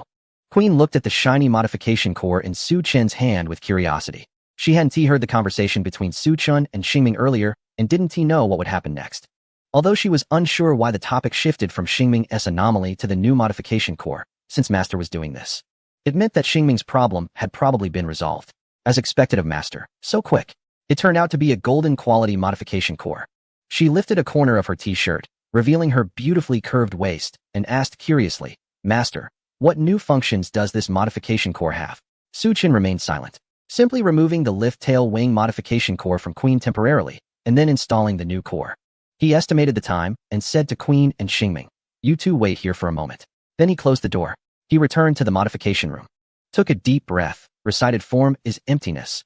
Emptiness is form again, and continued to work on the still incomplete modification core for the blazing storm. 10 minutes later, he heard a scream from Queen in the restroom. So, Xingming, your anomaly is related to the modification core and has nothing to do with you. Suchun took a deep breath and looked at Queen, who was sitting on the toilet with her face flushed to the roots of her ears, ready for an epic moment. Unfortunately, pure water is just pure water. The air was only filled with the faint fragrance of chocolate with liquor and the milky scent from Xingming. Oh, Mas. Xingming nodded with a pouting face, saying that the modification core was bad, but the modification core itself wasn't bad. Suchun helplessly rubbed his forehead. You can think of it as a process of adaptation during the first installation. It definitely won't be this severe in the future. Just a bit more intense the first time to prepare you psychologically, so that you'll be less surprised later on. Master Queen lowered her head, gripping the hem of her clothes tightly, her voice barely squeezing out from between her teeth. Can you uninstall that modification core for me? Please, I'm begging you. Suchun watched the embarrassed Queen with great interest. As her memories gradually returned, Queen's true nature was also awakening. He felt a bit at a loss dealing with this mech girl who enjoyed teasing him. It was the first time he heard Queen speak to him in such a tone. It was clear that she must have been significantly affected when the special effect triggered. No problem. He decided not to tease Queen anymore and replaced the golden core, reinstalling the adjustable tail wing modification core for her. Feeling the overwhelming sensation inside her dissipate, Queen finally let out a sigh of relief. That was terrifying. She looked at the golden modification core in Suchun's hand, her eyes showing clear fear and resistance.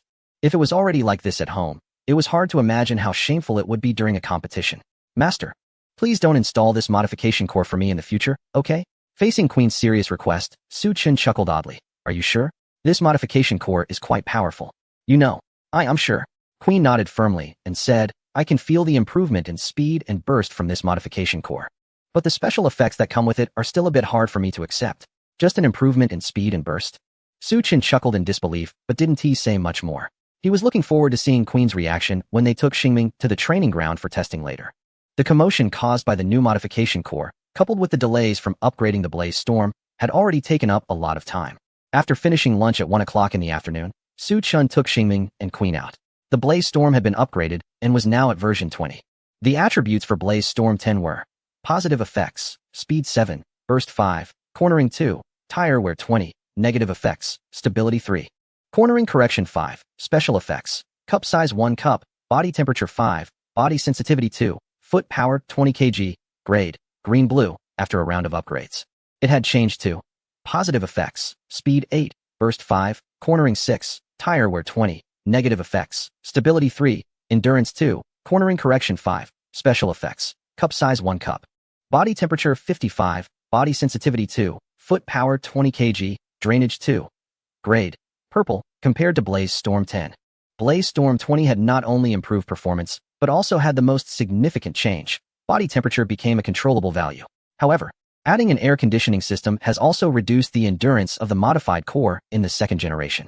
Air conditioning consumes power in the vehicle, which aligns with the law of energy conservation. This drainage has added a couple of issues. Su Chen sighed, thinking about the various anomalies brought about by this special effect, and couldn't help but glance nervously at Xingming beside him. Queen had already avoided the drainage effect like the plague. Only Xingming, being a bit naive, thought that as long as it didn't affect health, it wouldn't be disliked. Instantly, nothing else mattered to her, and she appeared quite cheerful. Chapter 184. Unconventional Operations at the Northern Wolf T2 Club. Congratulations. Xingming's performance has met the standards for promotion to A-level mech girl, Noer said as she walked out of the modification room holding a report. The requirements for promotion to A-level involve either a single performance reaching 80 or 2 performances reaching 75. Xingming's speed and cornering both happened to be 75, so she qualified for the promotion. Did you bring the materials? If you have the materials, we can use them on Xingming right now. Upon hearing this, Su Chen quickly took out a mid-level Radiant Star Essence. This was one of the rewards for winning the provincial qualifiers. Next time, either Xingming or Queen would need 3 mid-level Star Essences to promote to S-level mech girl. Xingming. Noer waved the mid-level Star Essence in front of Xingming like it was a little fish treat. Do you want to be promoted to a level mech girl? Do you? If you do, let me pet your head. Xingming ignored Noer, turned to hug Su Chen's arm, and glared at Noer. Master, she's bullying me. She wants to touch my head. Xingming 1T let her touch. Being rejected by a cat girl was always an awkward and sad thing. Noer cleared her throat and tempted. Xingming, you already have 1 holy mark slot. You should know that mech girls promoted to A-level have a chance to awaken a second holy mark slot. Do you know the difference between having 1 and 2 holy mark slots? If both slots are the same type, you can gain set effects. With set effects, you'll become very strong. So what? Xingming put her hands on her hips, puffing out her cheeks. Can you decide if I can awaken a holy mark slot? Humph. You don't understand, Noer said, spreading her arms in a guru-like manner. I've seen many mech girls awaken holy mark slots here. I have the experience. I know how to use mid-level star essences to increase the awakening probability of holy mark slots.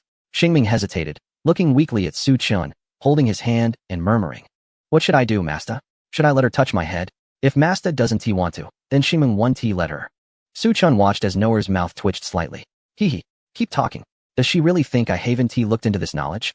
The probability of a mech girl awakening a holy mark slot when promoting from D to C is 100. From C to B, it generally doesn't awaken. And from B to A, there is about a 60 chance of awakening a holy mark slot. If it doesn't awaken, the probability will gradually increase until it does on the next promotion. After A to S, S to SS, and SS to SSS, all are probability awakening stigma slots. Perhaps those top clubs have methods to enhance the awakening probability of stigma slots, but there is no information available online. He only knows that Queen had 4 stigma slots at the SS level. As Queen was downgraded to B level, the stigma slots reverted to 2. In the future, as the battle maid's level increases, the gap may not only be in basic performance. The core modifications are not a big deal. What determines the strength of a battle maid are the special skills, stigma slots, and the matching stigma sets. Therefore, awakening the stigma slots in advance is very important. Each failed awakening during promotion is equivalent to losing an opportunity. However, Su Chen has no clear idea about this. Nevertheless, he doesn't expect too much from Xingming and Queen. He is the chief modification engineer in Huaxia. He possesses the divine hand. Even if Queen and Xingming ultimately cannot gather a full set of 5 stigma slots, he will make up for these gaps through modifications. Let us give her a touch. Su Chen knows that Nua Lei has long coveted the chance to touch Xingming's head. After all, she is a wealthy sponsor who provided him with a modification room. A little touch is fine. Xingming looked like a wife being bullied by the president. Hesitantly moving in front of Nua Lei. Nua Lei was not polite at all. She pulled Xingming into her embrace and began to tease her, laughing mischievously while making sounds of delight. Su Chen closed the door, out of sight, out of mind. 5 minutes later, Xingming was pushed out of the room, looking utterly worn out. Amen.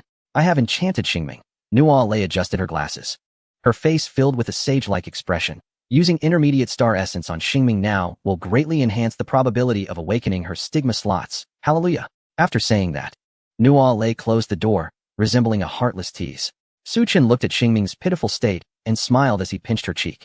Then he used the intermediate star essence on her. Starlight spread around Xingming, and a sense of comfort, as if soaked in sunlight, made her instinctively close her eyes. Meanwhile, Su Chen quietly lifted the hem of Xingming's clothing. He wasn't doing anything inappropriate. He was observing whether the starlight stigma was forming. In the vision of the divine eye, there was a progress bar for Xingming's promotion. When the progress bar reached 90, the stigma slot still had not formed. Su Chen frowned. He had some expectations for Nua Lei's so-called experience, but now he realized it was all in vain. However, soon in the vision of the divine eye, another message appeared regarding Xingming. Can it be disassembled? What can be disassembled? Forcefully stopping the upgrade of the intermediate star essence halfway through? Then upgrade again to refresh the probability of stigma generation. Can it be played this way? With a mindset of trying it out, Su Chen pressed his hand on Xingming's forehead. Disassemble. Buzz. The starlight swirling around Xingming gradually dimmed. Tiny stardust fell to the ground, eventually forming an intermediate luminous star essence. Chapter 185. Had to go. The promotion of Star Dream was halted, and the intermediate star crystal perfectly reverted. Seeing this scene, not only Su Chen was stunned, but Queen and Star Dream were also taken aback. Can it really be like this? Su Chen's mouth twitched. For the first time, he felt sorry for having such an impressive advantage. It's easy to imagine the hardships faced by the local drivers in this world without such advantages. Taking advantage of Queen and Star Dream's moment of confusion, Su Chen used the intermediate star crystal on Star Dream again. Once again, there was no holy mark slot generated. He skillfully pressed on Star Dream's forehead. Disassemble. The intermediate star crystal appeared once more. Master Queen had figured out what Su Chen was doing and, looking bewildered, said, "Are you saying that you can revert your lottery tickets when you can't draw an SSR in a card game, and then keep refreshing the pool probability?" That description is quite accurate. Su Chen nodded. That's right, just like you imagined. Oh, it's similar to the electronic girlfriend game I usually play. Star Dream blinked her big eyes, pondering, and simultaneously asked the question on Queen's mind. But, Master, why can you do this? I haven't heard of other drivers having this ability, meow. Because I am a modifier, Su Chen answered promptly. But I haven't heard of any modifiers being able to do this. Queen looked skeptical. Because I am a driver, Su Chen replied solemnly. Queen and Star Dream. Su Chen wasn't unwilling to explain. He just hadn't thought of a reason. Seeing that Su Chen didn't want to elaborate, Queen stopped asking. But she already had some guesses in her mind. Since following Su Chen, he had shown many traits that were different from other modifiers and drivers. For example, he could create very powerful modification cores, and even those cores had incredible special effects. Before installing that modification core, she didn't even know she could be so agile. Thus, Queen suspected that Su Chen might be a Star Emblem driver who had awakened star energy. As for why Star Emblem drivers were different in terms of modification, it could only be attributed to the various strange abilities of star drivers. Perhaps Master S ability leans towards modification? Star Dream, however, didn't care about that much. Whatever Su Chen said was what it was. Oh, so the combination of a modifier and a driver has such powerful abilities. She maintained a serious expression. Her cat ears perked up straight. Don't worry, Master, Star Dream will definitely keep it a secret.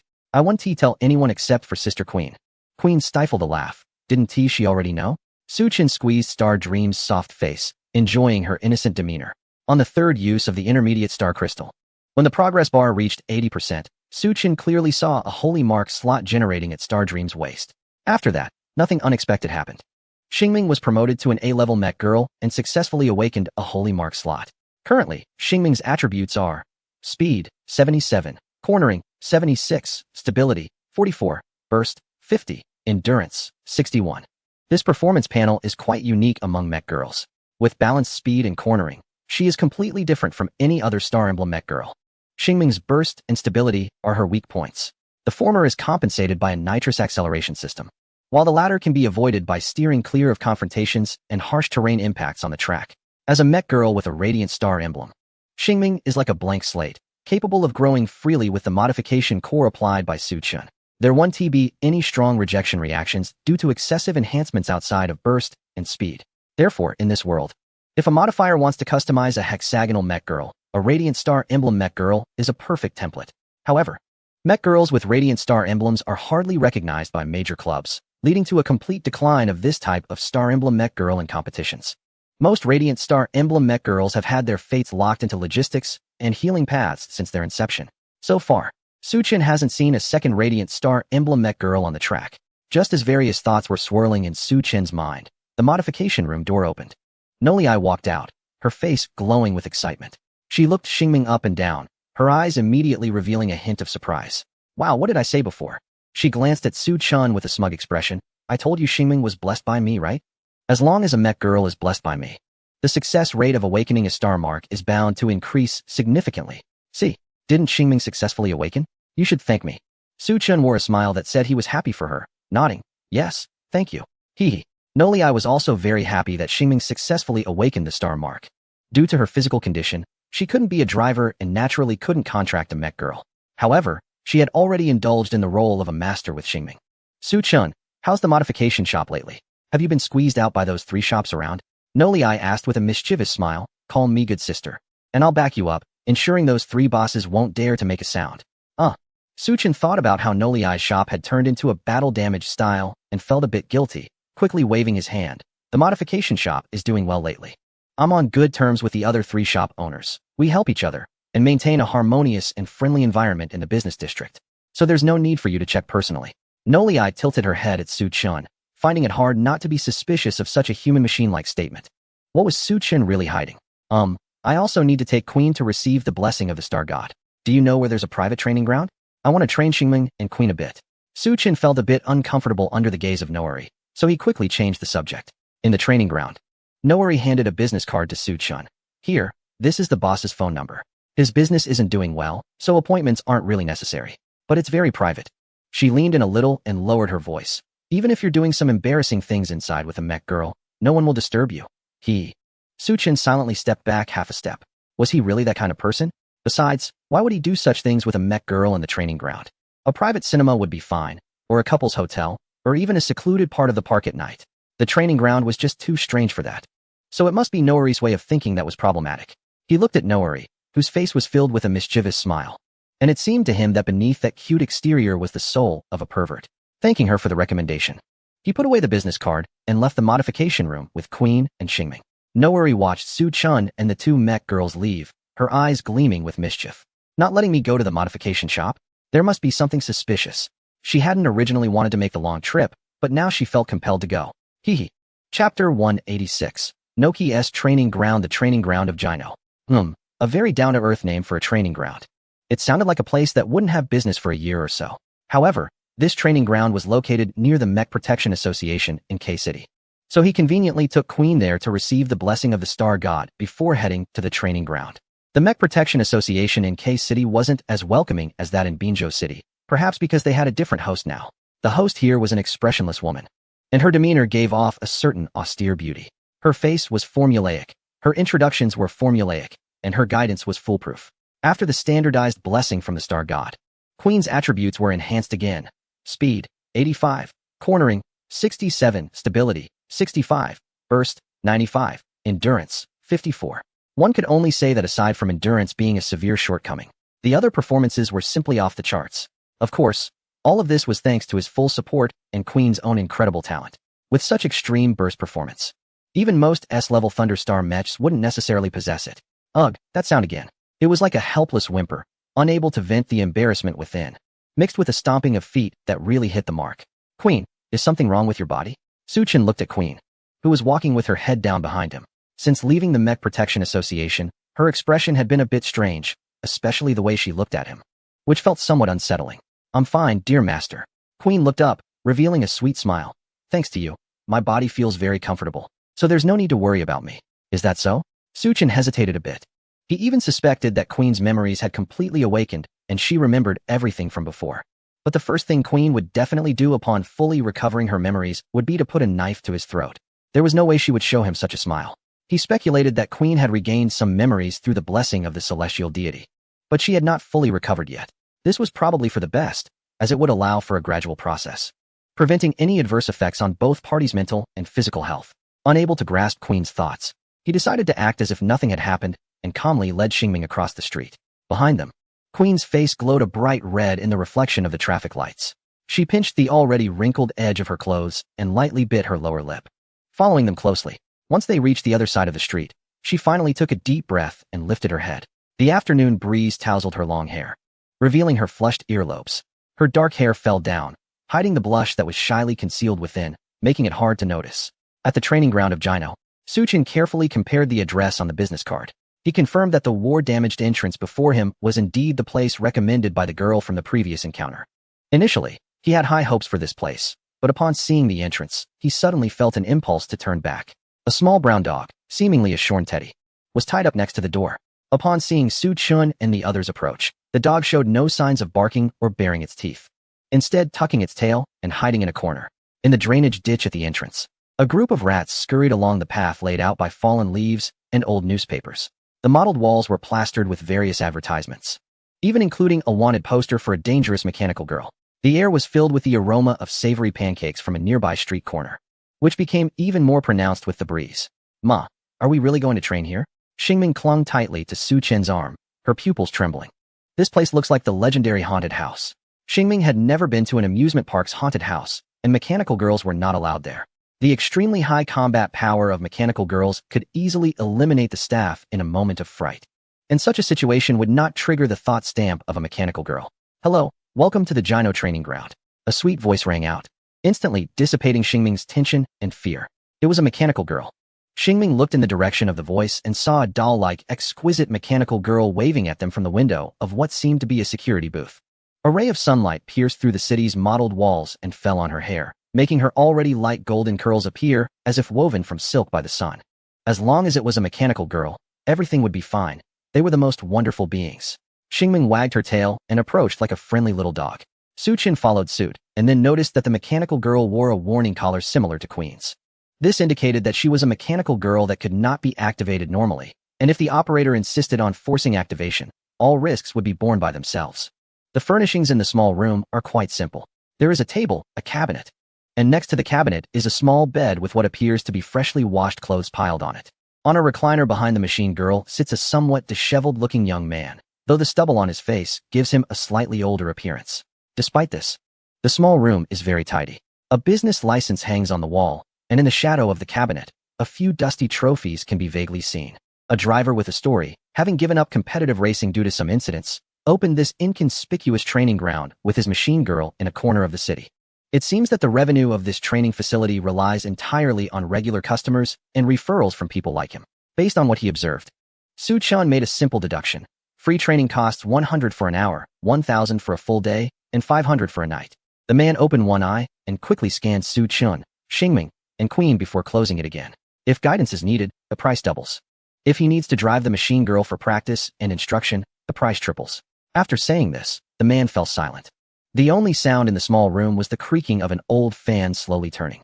Su Chen glanced at the porcelain doll-like machine girl, who was now holding hands with Xingming, seemingly having become good friends. Wow, your ears are so cute, can I touch them? You can touch them, meow. You're also very cute, meow. Your hair is so beautiful. Xingming was exchanging compliments with the machine girl. Su Chan withdrew his gaze, feeling a bit confused. Since this machine girl could no longer be activated, why did the man say he could still drive her for practice? However, he wasn't one to pry into others' matters and didn't know much about the person in front of him. Following the principle of avoiding unnecessary trouble, he chose the cheapest package.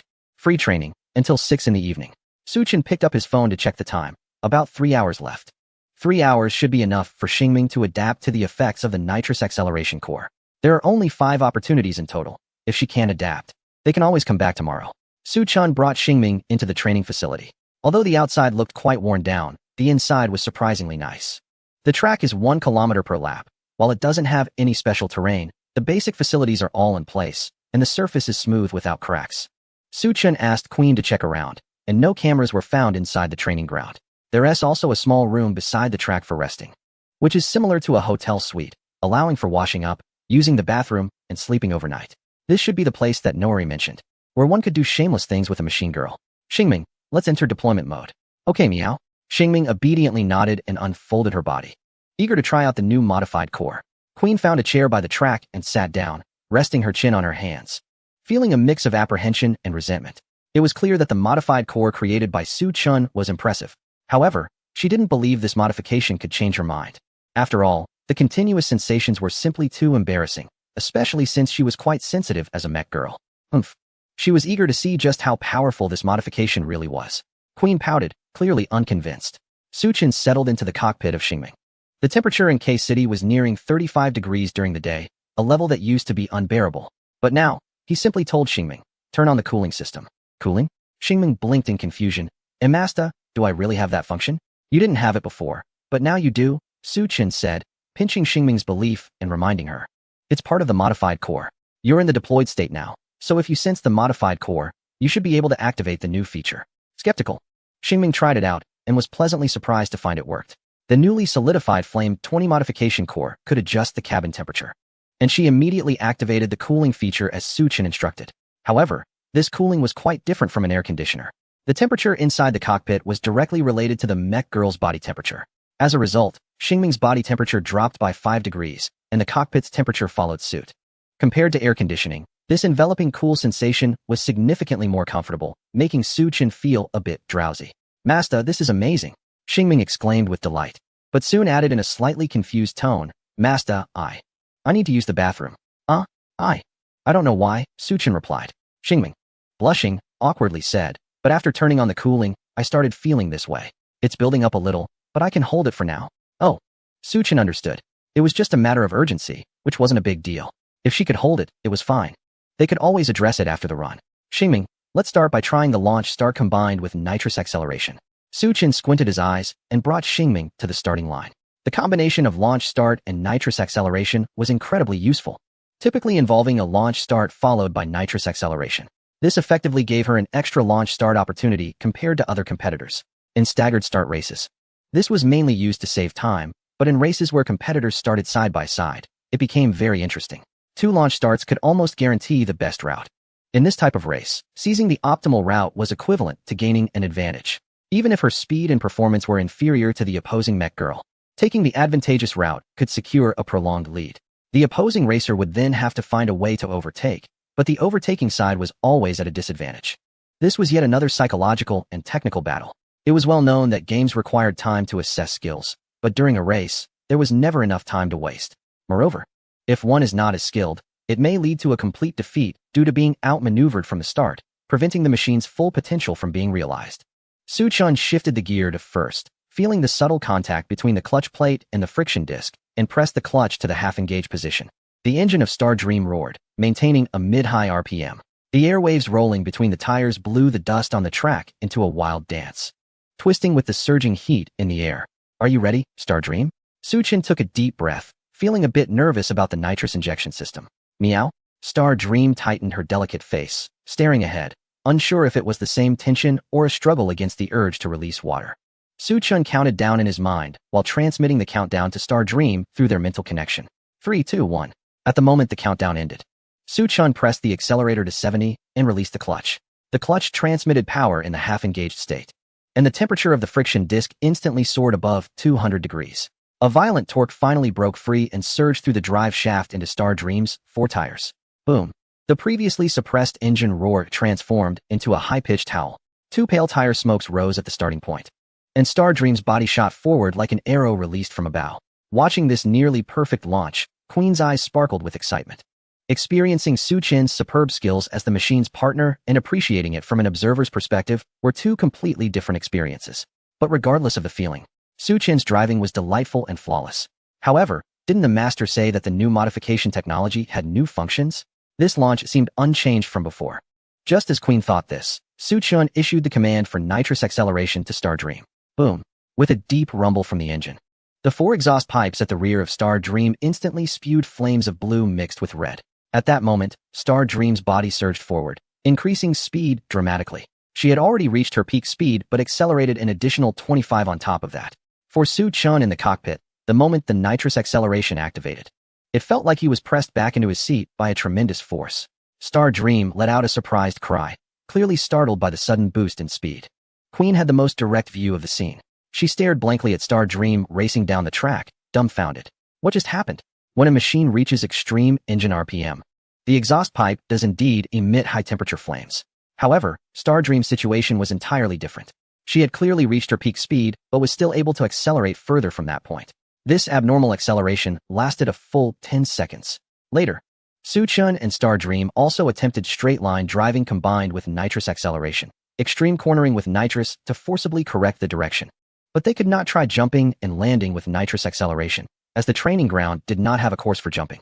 However, Su-chun felt that there should be no problem. The nitrous acceleration during the jump and landing would only make his operations simpler. It was just a matter of calculating the distance of the jump to avoid hitting the barriers on the opposite track.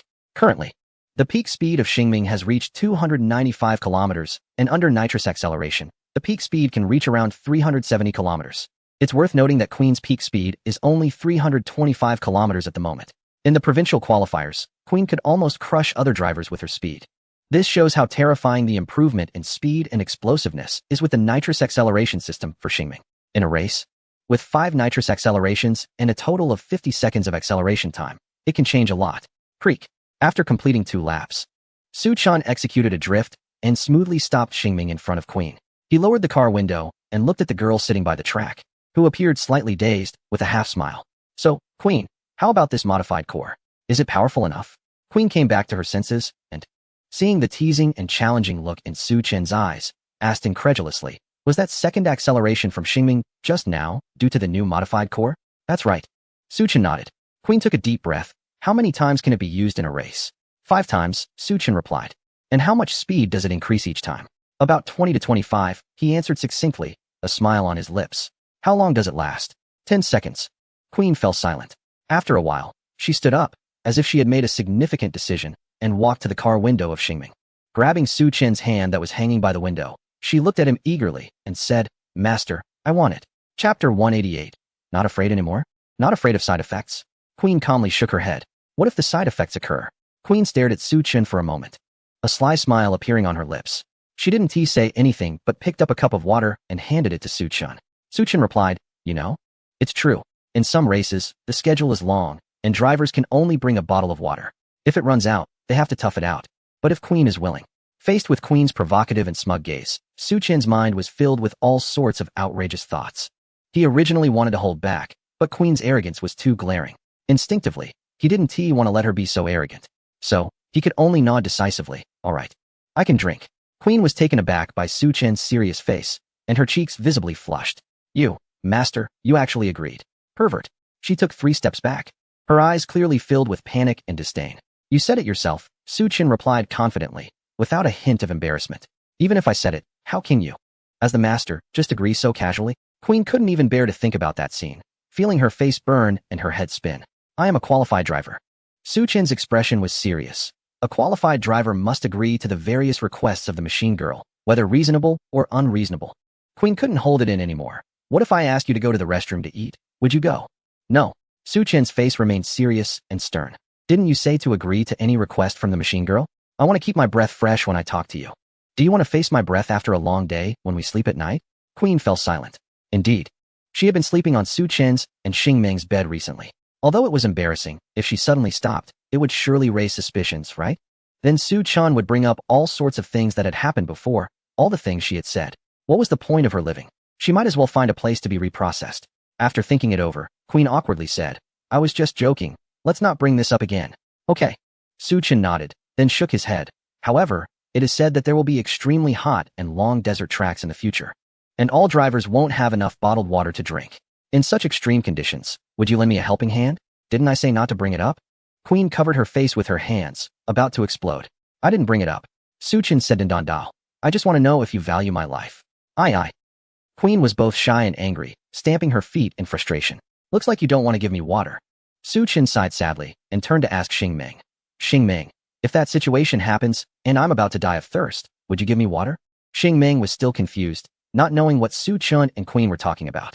It seemed like they were discussing whether Queen would prepare enough drinking water for Masta for the competition. Isn't that supposed to be prepared by the organizers? If not, just buy it yourself. She had a lot of private money now and could buy all the water for Masta without a second thought. However, she understood Su Chen's question and immediately nodded without hesitation. Of course, no matter when or where, Xingming will prioritize protecting Masta's safety. As long as Masta needs it, Xingming can give everything to Masta. Did you hear that? Su Chen looked back at Queen, as machine girls already under contract.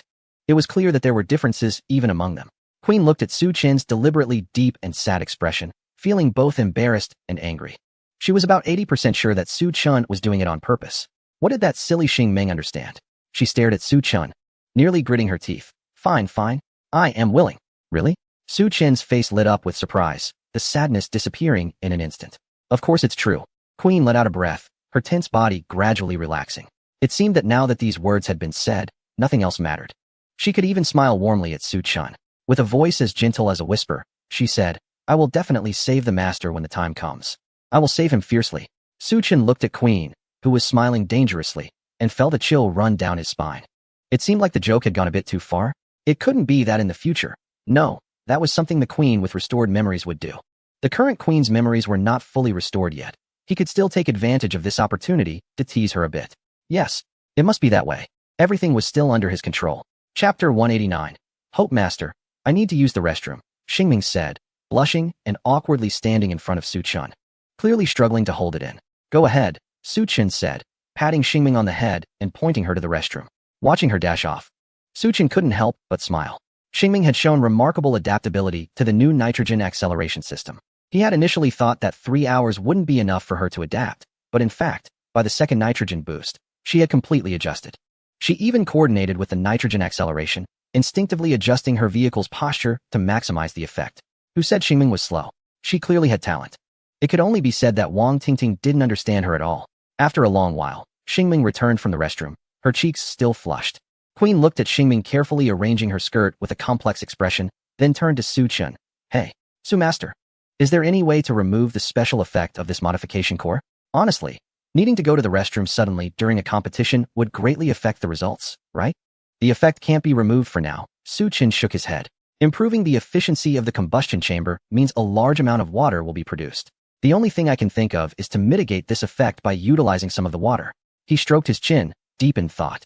For example, we could add an electrolytic water system to decompose the water into hydrogen and oxygen.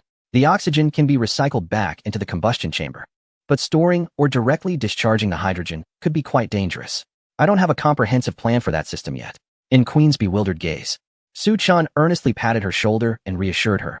But your suggestion has given me a lot of ideas. I will take time to study it when I get back and see if I can achieve the effect you want. Until then, you and Xingming will have to bear with it a bit. Queen stared blankly at Su Chun. Did she offer any suggestions? She just thought the special effect would affect the competition. How could Su Chun come up with so many strange ideas all at once? Electrolyzing water. Separating hydrogen and oxygen. Was this the pressure of a modification genius? Looking at Su Chen's handsome face and confident eyes, Queen felt as if she had been scorched by the sun and awkwardly shifted her gaze away. Setting aside the shamelessness and discomfort, Su Chun was indeed quite charming. Especially when he was focused on modifications, he looked particularly attractive then. For the moment, she decided to forgive his previous outrageous joke. Today's training ended successfully. We're going home. Su Chun noticed that Queen didn't dwell on the previous topic and let out a sigh of relief. Wow, that was close. Otherwise, Queen might have really forced him to drink, which he couldn't bring himself to do. A little flirtation was enough. If it were a situation where Queen fully regained her memory, that would be another story. Oh meow, we can go home. Xingming lifted her phone to show Su Chun. Masta, today I made a new friend. She's the mech girl of the training ground owner. Her name is Chionghai, and she's a very beautiful sister. But it seems her vehicle has some issues. She can drive, but can't finish the race. I don't know the reason. Can drive, but can't finish the race? Su Chun narrowed his eyes. He recalled glancing at Chionghai's performance earlier. All the specifications were normal, except for the endurance, which was only 10. It seemed that was the problem. The malfunctioning collar was the culprit. It wasn't that she couldn't drive, but rather she could only run on the training ground. No wonder the owner, Jinhua, provided a training partner pricing list. This owner and Chionghai could indeed be training partners, but the time they could train was likely very limited. Xingming cautiously glanced at Su Chun, noticing that he was frowning and seemed unhappy, so she swallowed her words. She felt pity for Cheonghai. Such a sunny mech girl couldn't hit the track. It must be very painful. She had a blind admiration for Su-chun. Since Masta could help Queen restart, then surely it could save Cheonghai too? But she didn't want to trouble Su-chun because of her wishes. She had seen Su-chun grow white hair after modifications in the human world. Overworking led to white hair. So for Masta, what seemed like a simple modification process must be very exhausting. Moreover, creating the core for modifications required various precious materials. Just like the amazing nitrogen acceleration modification core she currently had. To gather rare materials, Masta had to bring together many strange and somewhat terrifying old men. She wanted to help others, but her selfishness was focused on Su-chun. She didn't want her ideas to burden him. If it were Masta, she would definitely help Cheonghai proactively in the future. Xingming could only comfort herself this way. If it really came to it, she could save some money to have Masta assist Cheonghai. In her innocent mind, there was no notion of human greed or deceit, nor was there any exchange of interests. She simply wanted to protect all things beautiful. Whether it was Queen or Su-chun by her side, they were both what she wanted to guard. Just like back then, Su-chun was running around with her at the finish line, frantically calling for help. Not long after Su-chun and the others left, Jino, along with Cheonghai, inspected the training ground as usual. His facility was indeed average, lacking many training projects like flying jumps and sand pits. However, he focused on doing what he could. Since there was only a road track, he maintained it well, cleaning the dust and rubber scraps left by the training machines every day to ensure the track was smooth and comfortable. At the same time, the speed measurement equipment and other basic facilities also needed maintenance to avoid any damage that could lead to a poor experience for the trainees. However, just as Jino was resetting the speed measurement data, he was taken aback by the numbers displayed. He rubbed his eyes, even doubting whether he had misread the data. Master. Cheonghai stared wide-eyed at the instantaneous speed of 370 kilometers per hour on the speed measurement device. Was this the result produced by that cute-looking training machine? The machine appeared harmless and adorable. Cheonghai simply couldn't associate such a violent instantaneous speed with that cute figure. Jino stared at the cold data in the system, stunned, but quickly regained his composure. Although he had only glanced at it casually, he vaguely remembered that the training machine had a catgirl design with cat ears. Originally, he thought the driver was just casually running with the machine to get a feel for it. Unexpectedly, it seemed someone he had long wished to meet had arrived, Su-chun, the hottest young driver nowadays, possessing terrifying fundamentals and devilish skills. But that wasn't the main reason Jino wanted to meet Su-chun. The primary reason was that Su-chun had another training machine called Queen. This machine, like Cheonghai, had once worn a malfunction collar that prohibited it from entering the track. However, in less than half a month after Su-chun took over Queen, the machine removed the collar and dominated the track, ultimately tying with 3 starting groups to win the provincial qualifiers. This meant that Su-chun, or someone close to him, had the ability to solve the issues with training machines. If he could fix Queen, he could fix Cheonghai. Jino stood up, trembling with excitement. He previously had no idea where Su-chun lived, and didn't he think that Su-chun would want to meet a down-and-out driver like him? Who couldn't he even remember his name? But now Su-chun was in K-City. It seemed he was introduced by an old customer. Then, who was the introducer? Chapter 190. Golden Razor, should we go after Su-chun now? Jino sighed. Cheonghai gently shook her head and held Jino's hand. Master, regardless of whether it's too late or not, I don't want you to have to beg anyone for me anymore. But I don't want to see you only able to run on the training track for the rest of your life. Kino furrowed his brows tightly. A hint of despair and self-reproach reflected in his deep-set eyes beneath his tousled hair. He regretted trusting the words of the Night Voice Group and allowing the modification team to work on Cheonghai. When issues arose with Cheonghai, he didn't immediately terminate the modification plan. Instead, he chose to believe in Qin Xian's promises, which led to the current predicament involving Cheonghai. After the malfunction was confirmed, the Night Voice offered him substantial compensation and even expressed willingness to promote him to chief coach. They also mentioned replacing Cheonghai with a modified model. However, he had no interest in any other models besides Cheonghai. After intense arguments and efforts to defend his rights, he ultimately succumbed to the overwhelming power of the Night Voice Group, using what little money he had left to open this training facility in K-City. For a full decade, he had been searching for a way to heal Cheonghai. He consulted numerous modification experts and exhausted his savings, yet none could resolve Cheonghai's issues. Over the years, Cheonghai's memories gradually returned, staying by his side in this small training ground without complaint. Almost every night, he would wake up from nightmares filled with guilt and remorse. When Su-chun appeared with the repaired Queen at a competition and won the championship, he felt a surge of excitement. He wanted to immediately take Cheonghai to find Su-chun. But now, in his fallen state, who would remember the once great Kino from 10 years ago? Over the decade, Kino had tasted the harsh realities of life. He understood that strength and status were the true currencies of this era. Without money or fame, he didn't even qualify to speak with professional drivers. In the adult world, there was no kindness, only exchanges of interests. What could he offer to seek Su Chen's help? All he had left, his most precious possession, was Qianghai. Is Mr. Kino in? A youthful voice called from outside, accompanied by the sound of the doorbell. Kino glanced at the surveillance monitor and saw a somewhat familiar driver. The young male driver appeared to be quite cute, despite his somewhat sour expression. Beside him stood a model with an exceptionally tall and attractive figure. A stark contrast to her driver. This model wore a bright smile, giving off a very gentle vibe. Business was looking good today.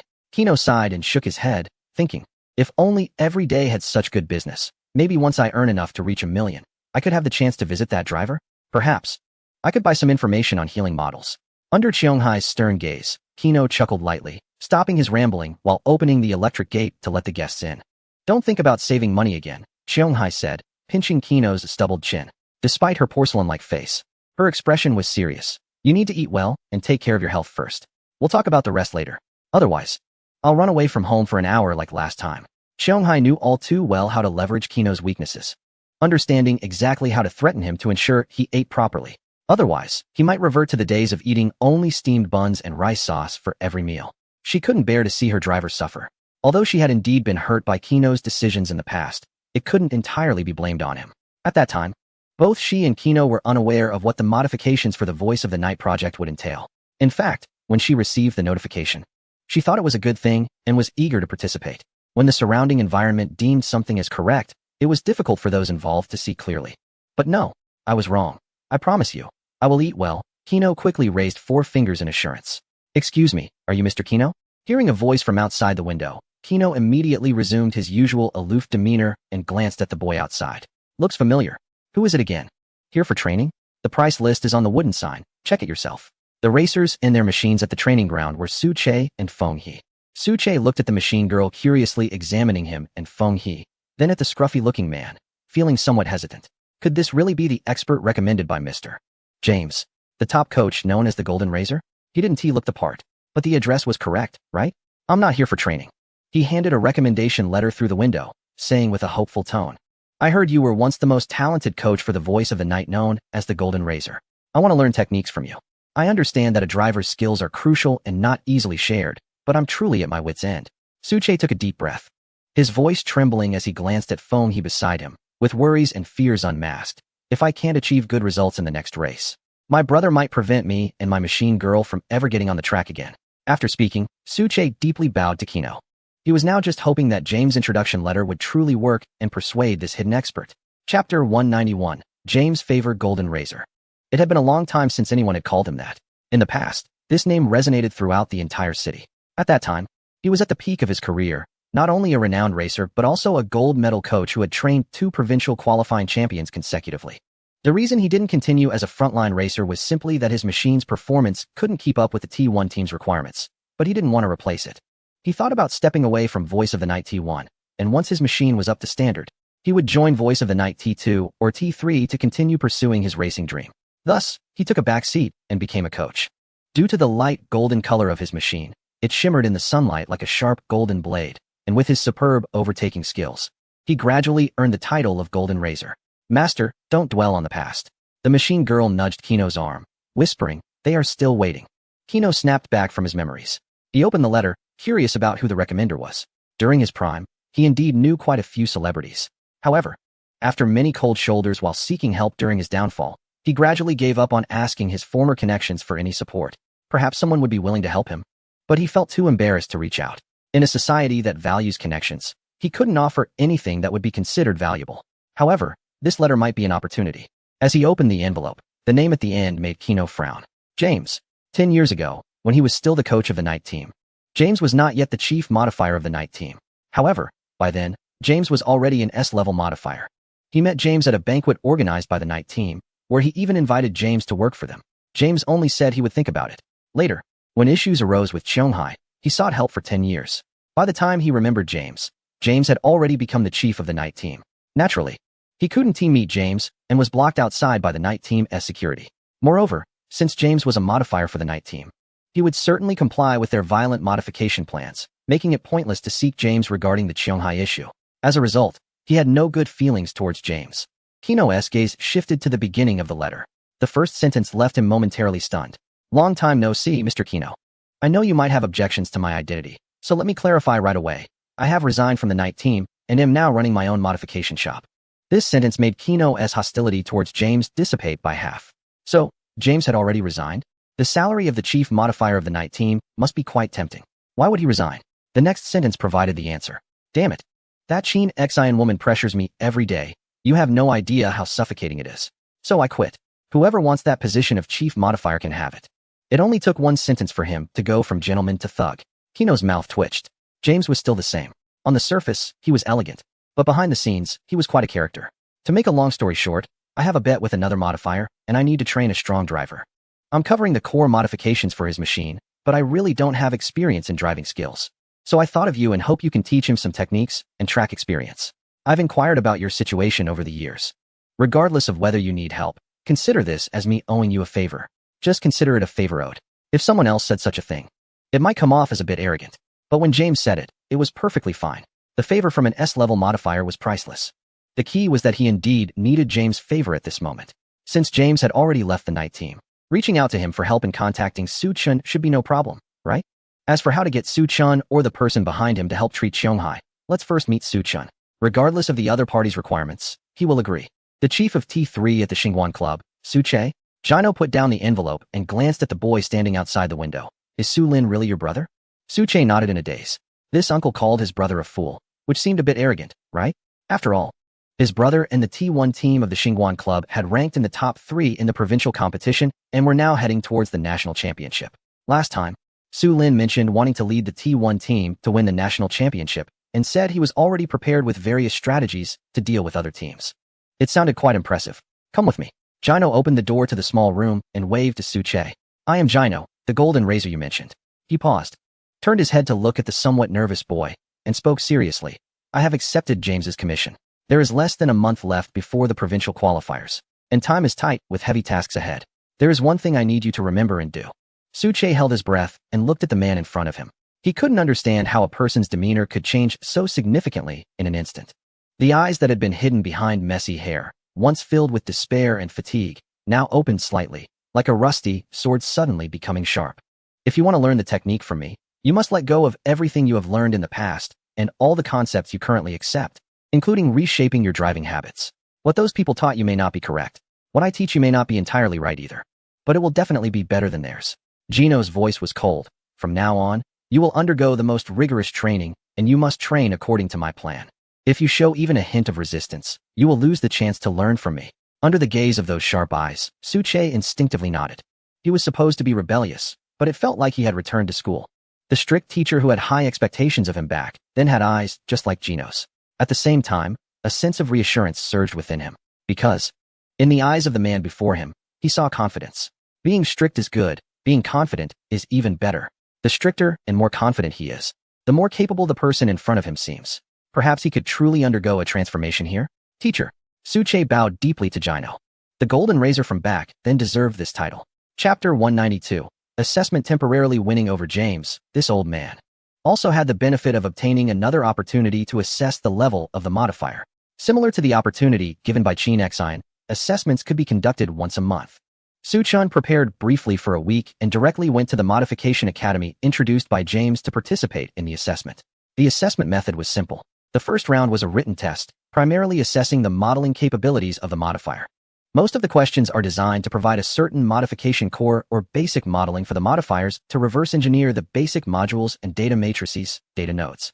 These can almost be solved by rote memorization. A slightly innovative question is to ask the candidates to propose a modification core that currently does not exist. However, this question is only worth 5 points. Furthermore, only the concept needs to be proposed, without requiring any specific reasoning process or explanation of the feasibility of this modification core. Su Chun directly proposed a turbocharging solution since no data needed to be provided. It was estimated that the graders wouldn't care about a 5-point question as long as it wasn't too outrageous. Everyone should score full marks on this question. The written test duration was 2 hours, and Su Chun submitted his paper in half an hour. He continued to the next exam under the disdainful gazes of a group of modifiers. Modifiers in this world also understood that one cannot just talk without action. The second exam was practical. As long as one could produce a blue quality modification core, it would be considered passing. Being able to manufacture a blue quality modification core is the standard for C-level modifiers. The exam lasted 72 hours, and each participating modifier had a separate small room. Each room contained 10 portions of materials, which could be replenished infinitely within the 72 hours. When Su-Chin arrived, the examination room was nearly full. Many modifiers had not come today. Some had arrived the day before to participate in the assessment. With only 1 or 2 hours left before the exam ended, there were still many who had not managed to produce a blue modification core. Those who left early were not necessarily qualified. Some gave up after using up 1 or 2 dozen portions of materials. After all, the exam was not charity. Each portion of material cost money. 4 D-level modifiers. These materials weren't cheap. If they didn't stop, just the consumption during the exam could lead them to bankruptcy. The air was filled with a mix of leftover food and smelly feet. Su-Chun frowned as he followed the proctor into his small room, thinking about finishing up quickly and getting out. "This is your examination room," the proctor said with a blank expression and a cold voice.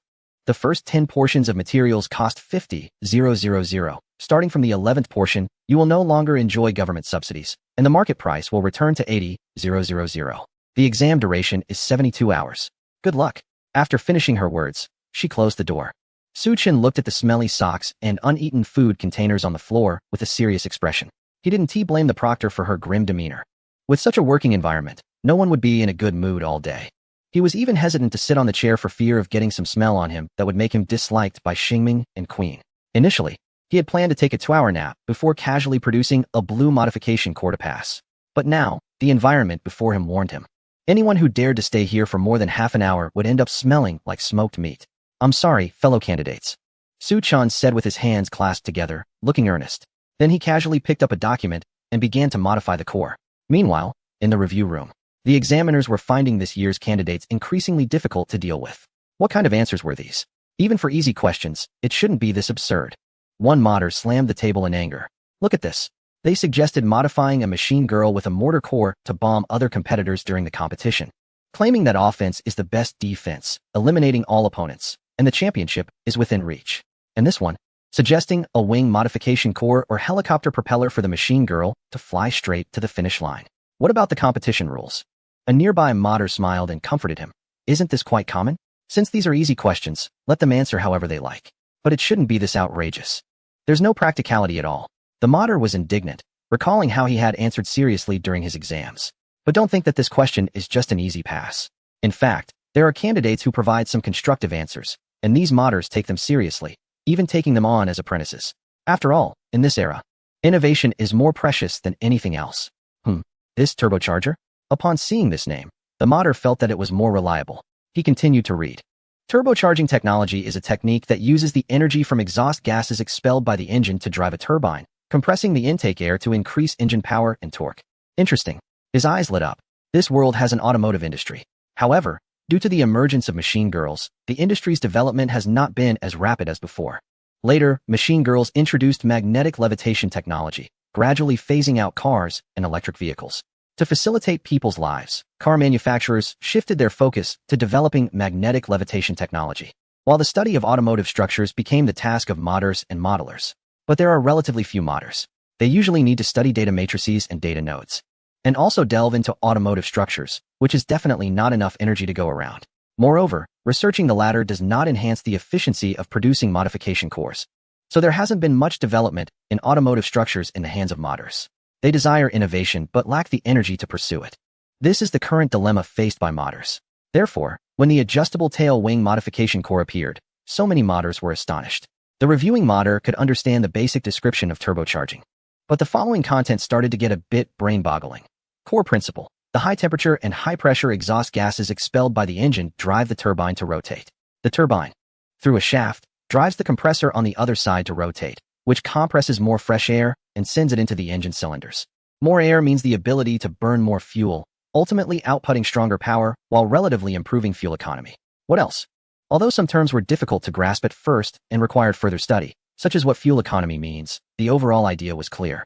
Just as he was getting into it, there was nothing else afterward. Where are the data matrices? Where are the data nodes? Is that it? The modifier was infuriated, stroking his beard. Today's candidates are so irresponsible, proposing such intricate ideas without providing specific reasoning and mature data. Laziness. Utter laziness. Another examiner nearby looked speechless. If the candidates were that capable, what would they need these mentors for? What answers? Let me see them. The first examiner who reviewed Su Chen's paper immediately closed it. With a serious expression, saying, "What are you looking at? Hurry, bring that student to me." Su Chen spent 10 seconds crafting a blue modification core. For him, it was quite an average quality. He didn't take it seriously, just like the modifiers in this world who prepared a pre-made dish. However, even so, a pre-made dish from a master chef is still of high quality compared to others. After finishing the modification core, he stood there in a daze for another 5 minutes. He initially wanted to hold out for 10 minutes, but he couldn't stand it any longer. It was too stinky. So he directly pressed the submission bell. Ding dong. The neighboring candidate, who had been watching Su Chen enter the booth, instinctively looked up, bewildered, glancing over at Su Chen. Wasn't this guy submitting his paper just 5 minutes into the exam? What the heck? Only by crafting a modification core could one press the submission bell. Otherwise, pressing the bell freely would be a violation. If the examiner was in a bad mood, they might not be able to participate in exams for the next 3 years. The issue was that in such a foul-smelling environment, the examiners would only be in a good mood during the first 3 days of the exam week. After that, their faces would harden. No need to think too much. The examiner's mood was definitely poor now. The examiner who brought Su Chen in had just caught her breath in the monitoring room when she heard the submission bell and froze for a moment, realizing it was the number of Su Chen's booth. Suddenly, her vision went dark. There are always a few who don't believe in bad luck. She snorted coldly, her face dark, and walked towards Su Chen's booth. "You submitted your paper," she said angrily, opening the door without even looking at Su Chen and scolding. "Did you not read the exam rules? You can't press the submission bell without crafting a modification core. Even if you abandon the exam, you shouldn't press it. Just leave quietly, and someone will naturally account for your material consumption. Now you're violating the exam rules, and I have the right to." The examiner's voice abruptly cut off. Su Chen raised the blue modification core in his hand higher, almost bringing it to the woman's face. "Here, examiner, can I submit now?" The examiner's breath hitched as she glanced at the time on her phone. 10 minutes. He crafted a blue modification core in just 10 minutes. That's too fast. Could it be that he brought in cheating tools ahead of time? The examiner narrowed her eyes. It wasn't that she was deliberately targeting Su Chen, but there had indeed been candidates who had done this before. After all, there are always 1 or 2 reckless individuals with ideas of shortcuts. All the raw materials provided for the exam had been specially treated. The modelers would establish encrypted nodes in the basic modules, which would not affect the functionality of the modification core. Similar to engraving special symbols on materials that candidates cannot detect, the finished modified core will contain these encrypted symbols. The examiner can directly observe this point to determine whether the candidate has cheated. "Let me see." The examiner took the blue modified core from Su Chen's hand and observed it carefully, his expression changing slightly. This person really didn't cheat. In just 10 minutes, he produced the blue modified core using only one piece of material. Whether it was a stroke of luck or not, at least in this exam, this candidate's success rate and efficiency could score full marks. "Well, you passed the assessment. Just wait for the written test results." The examiner, with a complex look, signaled to Su Chen that he could leave. The written test is the easiest part. Candidates who can produce a blue modified core have a 99% chance of passing the written test. So it's almost certain that Su Chen will be promoted to a C-level modifier, which is the same level as the examiner. But Su Chen looks so young. It's really frustrating how some people are just so talented. Su Chen sighed in relief and held his breath. He was finally going to escape this ordeal. He didn't want to breathe another ounce of air from this place, as it felt like a violation to his lungs and nose. He nodded slightly, maintaining a serious face as he walked out. However, as soon as the door opened, he was blocked by 3 examiners. All 3 were elderly men, seemingly on their way to the examination room. One of the old men walked past Su Chen with his hands behind his back and entered the examination room, wrinkling his brow at the mixed sour smell. "Who is Su Chen?" No one answered. Su Chen was startled. Why were they looking for him? Could there be an issue with his written test? Feeling a bit guilty, he tried to inch away. "Who is Su Chen? Speak up." The old examiner scanned the examination room with sharp eyes. Still, no one responded. He found it strange that a candidate named Su Chen might not have come for the final exam. No way. How could a genius capable of offering excellent insights skip the exam? It took about 10 minutes to walk from the written test to here, and he quickly produced a blue modified core in the examination booth. So, there was only one answer left. The old examiner slowly turned around. At that moment, Su Chen was still inching away, thinking about going back to cuddle with the soft and fragrant Star Dream baby and enjoy the delicious meals made by Queen. Feeling a wave of happiness, suddenly, someone patted his shoulder from behind. "Classmate, you must be Su Chen, right?" "Huh, I'm not." The examiner pointed at Su Chen's candidate badge on his chest and said slowly, "Su Chen, candidate number 2106972? Su-chun. Fine, I am Su-chun. He looked at the old man before him and said helplessly, do you need something? I didn't cheat. I know you didn't cheat.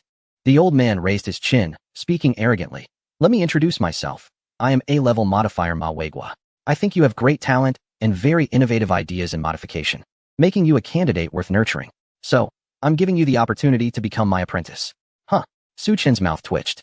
Are all the modification masters in this world taking on apprentices like this? But he seems to be less arrogant than James. What? This is your opportunity. Voices of envy and jealousy from the other candidates echoed in the exam room. However, Su-chun did not feel honored at all. He just wanted to get rid of this trouble and go home early. I'm still just a C-level modifier and not qualified to be an apprentice of an A-level modifier. I know my own worth, so you should just go back where you came from. Su-chun maintained basic politeness. However, Ma Weigua did not seem willing to give up. In his eyes, Su-chen's rejection was nothing short of an insult, causing his face to flush. Do you know you are rejecting an opportunity to soar to greatness? I don't know, Su-chen shrugged. You're really a hopeless case. I'll give you another chance. Are you really going to refuse to be my apprentice? Do you believe I can make it impossible for you to survive in the modification industry? Su-chen was starting to get annoyed. He didn't respond to the old man's words. Instead, he calmly took out his phone, slowly entered a number, and made a call. Here. After the call connected, Su-chen handed the phone to the examiner. You can talk to him. Chapter 194. The spokesperson for the hot sauce. I'm sorry, Master James. I didn't know he was your apprentice. If I had known, I wouldn't have dared to talk nonsense. The furious shout from the other end made Ma Weigua instinctively pull the phone away from his ear. Who told you Su-chun is my apprentice? Ma Weigua was a bit confused. So what is his relationship with you? Su-chun is. James seemed unsure how to position Su-chun. He couldn't just say that Su-chun was his master, could he? At his age, that would be too embarrassing. He still wanted to maintain some dignity. After a while, he finally managed to say, Ahem, Su-chun is my junior apprentice. So he is your junior apprentice, my apologies. No wonder he was able to give such insightful and innovative answers during the exam. Ma Weigua looked impressed, since he is from the same lineage as Master James. There was nothing more to say. It was completely understandable that Su-chun had this level of skill. Who is James? He is a well-known modification master in the district. While not exactly a top-tier figure, he is definitely among the first tier of active modifiers. What innovative answers? James squinted his eyes. He had a feeling that Su-chun must have written some unpredictable answers during the exam. I'll give you 3 minutes to send me a copy of my, junior's exam paper. Master James, that essay bit against the rules. Ma Weigua looked troubled. According to the regulations of the Modifier Association, the content of the exam paper cannot be leaked before the final results are released. Don't give me excuses, I'll give you another chance. James' voice rose by 8 pitches. Are you really going to refuse me? Do you believe I can make it impossible for you to survive in the modification industry? Ma Weigua, I didn't mean it that way. Please don't be angry. James, you only have 30 seconds left. Ma Weigua, the hierarchy among tuners is very strict. Regarding the leaking of exam paper information, if only he and James know, then it's not a problem. And James wasn't joking. An S-class tuner can really make it hard for an A-class tuner to survive. All it takes is to say one sentence to the reporters when launching a new product. The core of this tuner isn't quite up to par. Just something like that can put his shop out of business. So, Ma Weigua had no choice but to comply. Alright, just wait, I'll send it to you right away. When Su-chun came out of the exam room, Xingming and Queen were already waiting outside. Wow, Moss is out. Xingming charged into Su-chen's arms with a headbutt, instinctively taking a deep breath, then frowned. Why does Moss smell so bad? Because the exam room was really stinky. Su-chen patted Xingming's head and smiled helplessly. It was indeed bad. It was so bad that he risked exposure just to get out quickly. Fortunately, historically, there should have been students who managed to pass the exam while squeezing out the tuning core in about 10 minutes. So the examiner was only slightly surprised and didn't show any exaggerated expressions. Did you eat something stinky? Queen shot a sidelong glance at Su-chun and stepped aside. Xingming didn't mind Su-chen's smell, but Queen did. So how did it go? Did you pass the exam? The tuner exam is quite difficult. Queen crossed her arms and said lightly. But even if you didn't pass, there's no need to be discouraged. After all, your level. She wanted to say that Su-chen's level was average, but couldn't bring herself to. As for tuning skills, Su-chun was flawless. After all, your tuning core is quite unusual. Perhaps those peculiarities might prevent you from passing the assessment. She turned her head away, not looking at Su-chun. It seemed she was still brooding over whether she could drink water. That's unfortunate. Su-chun shrugged. The examiner had already announced that I passed the assessment. And the C-class tuner certificate will be delivered to our tuning shop in 3 days, disappointing you. Huh? What tuning shop? Queen, upon hearing that Su-chun passed the assessment, secretly breathed a sigh of relief but coldly mumbled. Who said anything about that? It's yours, not related to me. ever since discussing whether she could drink water. Queen had been speaking sarcastically all day, and Su Chun had gotten used to it. He figured it was because of that joke that Queen kept holding on to it. He had apologized multiple times for that matter. But Queen always smiled while gritting her teeth, saying he was wrong and that if it happened again, she would make sure to drown him. She even said she would sit on his face to do it. Who could withstand that? So now, facing Queen, he felt a bit intimidated. Better to avoid conflict. He didn't get angry even when Queen threw a few barbs at him. The current situation was still far from the Queen, who had no memory of the past. At that time, Queen used to speak in a very rough manner. But now she has become much gentler. At least she wouldn't intentionally put enough salt in the food to kill a cow. So, let's cherish this gentleness now. He felt that Queen was slowly reviving her fierce side, and soon they might only be able to eat bizarre dishes. By the way, Moss. Xingming gently nudged Su Chen's chin with her head. Your phone is off, so Noah called me instead. She sounded a bit angry and wanted you to hurry back. Back? Su Chen was taken aback. Back where? The modification shop. Xingming's expression was serious. Noah went to our modification shop? Su Chen felt a chill in his heart. Yes. Xingming nodded. It's over. Su Chen felt bitter. Although this modification shop was a gift from Noah and all the ownership documents were changed to his name, the previous style of the shop was that of a luxury store. Now, the style of the shop looked like it was in a war zone. As if it had been bombed. Noah would definitely be furious upon seeing it. Su Chen understood that feeling. It was like giving James an excellent modification core, only for him to throw it in the trash. How could that not make someone angry? But he needed to hurry back and explain to Noah. Su Chen didn't dare to delay and immediately prepared to take Xingming and Queen back via the aerial rail. However, as they entered the station, the three of them were stunned into silence by a huge advertisement banner in the station. South African devil pepper hot sauce, really delicious. The advertisement was simple, but the poster was not, as the spokesperson for the hot sauce was someone familiar. It was Ayano, the captain of the Night Voice T3 team, wearing a bright red suit, holding the hot sauce in one hand and giving a thumbs up with the other, his slightly swollen lips curling into an evil grin. I always thought he would endorse drinks, Su Chen murmured. Xingming stroked her chin thoughtfully. Moss, his outfit is so flashy, it should be for you. Queen glanced at the hot sauce on the advertisement, then at Su Chen. Suddenly, her eyes narrowed, and she clapped her fists. Let's have super spicy boiled meat tonight. Chapter 195. The shop is self-demolished. Su Chen, my shop. Noah's voice was filled with shock and despair. Even if it is your shop now, you can't ruin it like this. She pointed angrily at the shop sign that was half hanging up and half dangling in the air. As if to intentionally respond to her, the sign suddenly crashed down with a loud thud. Su Chen, look at it. Noah could no longer contain herself. The previous shop looked so good. It was clearly a place for A-grade modifiers. A nice shop could also price the modification cores higher. The entire shop was meticulously designed at a high cost by her. At this moment, looking at the cracked walls, which were actually decorations, the oil stains on the ceiling, which were actually paint, and the floor tiles that had all come loose, leaving only a cement floor. There was no way to fix that. It was indeed all peeling and had to be redone with cement. The young lady felt like her carefully dressed daughter was being sent off beautifully, originally meant to warm someone's bed. Yet that person was using her to mine. Such a waste. The young lady looked at him with anger, and he lowered his head, not daring to speak.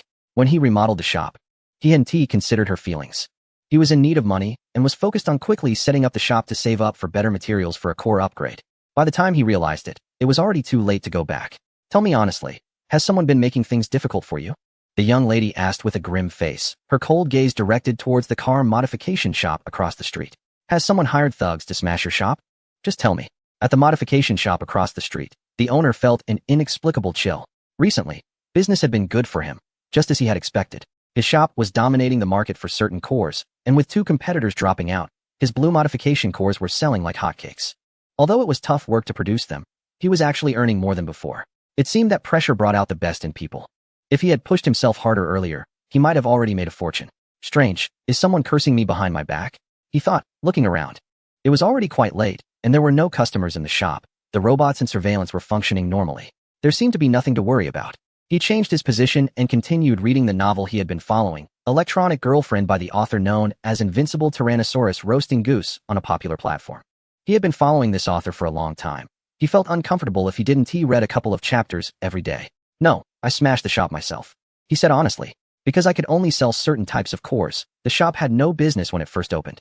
I asked around and found out that people were afraid to enter, and those who dared to come in didn't want the lower quality cores. I figured that just waiting it out wasn't going to work. I had to pay for utilities too. So, I smashed the shop directly. He pointed to the decorations in the shop, revealing a foolish smile. See, isn't it much friendlier now? You smashed it yourself. The young lady took a deep breath, silently repeating, "Don't be angry," 3 times to stabilize her emotions. So, did you sell your cores after smashing the shop? Of course. He nodded. And they sold very well. The young lady twitched her mouth in disbelief. I don't believe it. The shop was empty, looking as if it had been ransacked. How could he say it sold well? A successful shop wouldn't he look like this? However, after listening to his explanation, she understood the difficulties he faced. He only had a D-level modification certificate, which meant he could only sell lower quality cores according to the rules. The previous store was indeed a bit too extravagant. Students and amateur groups probably wouldn't have any intention of coming in to take a look. The primary purchasing group for the white and green modification cores mostly consists of students from the League Academy and amateur racers. It's equivalent to saying that the decoration of her previous store completely blocked any potential business for Su-chin. You might not believe it, but the reason no one is coming now is that I've been busy with competitions and haven't opened the store for a while. Su-chin took out his phone and opened a group chat, rambling on. I have a customer group with quite a few people, and I notify them in the group when I have stock, and they will come over to buy immediately. It's like a single arrow piercing through the clouds, attracting thousands of troops. Do you understand? Nuale chuckled coldly. Keep making things up. She glanced at the phone Su-chin handed over. There were indeed quite a few people in the group, over 200. However, not many were speaking, and those who did were sending meaningless emojis. Ding dong. Just as both Su-chin and Nuale were staring at the phone, a message popped up. Tall flight attendant, student girl, JK girl, fiery queen, cute loli. Local door-to-door service, phone 150XXXXXXX. Su-chin, Nuale. Oh, is this your customer group? Nuale said with a forced smile. Not bad, Lao Su. I didn't expect you to be so flashy. What is up? Is having Star Dream and Queen not enough? If it's really not enough, let Star Dream come live with me. Star Dream didn't understand what Su-chin and Nuale were arguing about at first, but she understood this sentence immediately. She quickly wrapped her arms around Su-chin's arm from behind, looking at Nuale with a vigilant expression. No way. Star Dream won't live with you. If Star Dream can't live with Masta, she would rather wander. Nuale, once again firmly rejected by the cat girl. If it weren't for that, she might as well jump off a rooftop. This was unexpected. Su-chin awkwardly kicked the pimp who had somehow entered the group out and seriously said, Ahem. I'll whip up a few green quality modification cores shortly, and then I'll notify the group. You'll see how popular my store is. Moreover, I plan to upgrade the store. The current battle-worn look is indeed not very appealing. Nuale raised an eyebrow. What is this? Didn't you say that an extravagant style would affect your business? She didn't believe that Su-chin could casually whip up a few green modification cores. Nor did she believe he had that many repeat customers. She was too lazy to figure out what that group was for. She just wanted to quietly watch Su-chin perform, and after exposing all the lies, offer him some help to get his modification shop on the right track. As for the return, she just wanted to have some fun with Star Dream. I used to be a D-level modifier, so the shop couldn't be too high profile. It would affect business. Su-chin shifted the topic, but now I'm a C-level modifier and can already list blue quality modification cores. There's no need for the shop to look that shabby on purpose. The review speed of the Modifier Association is quite fast. Su-chin showed Nuale the refreshed proof of the order. Su-chin, C-level modifier. Then, under the puzzled gaze of Nuale, he pulled out 2 green quality basic modules. In front of Nuale, a flash of starlight appeared in his hand. Whoosh. In less than 3 seconds, he crafted a green quality modification core. Wow. Nuale stared at the modification core in Su-chin's hand, gasping in shock, her eyes wide open.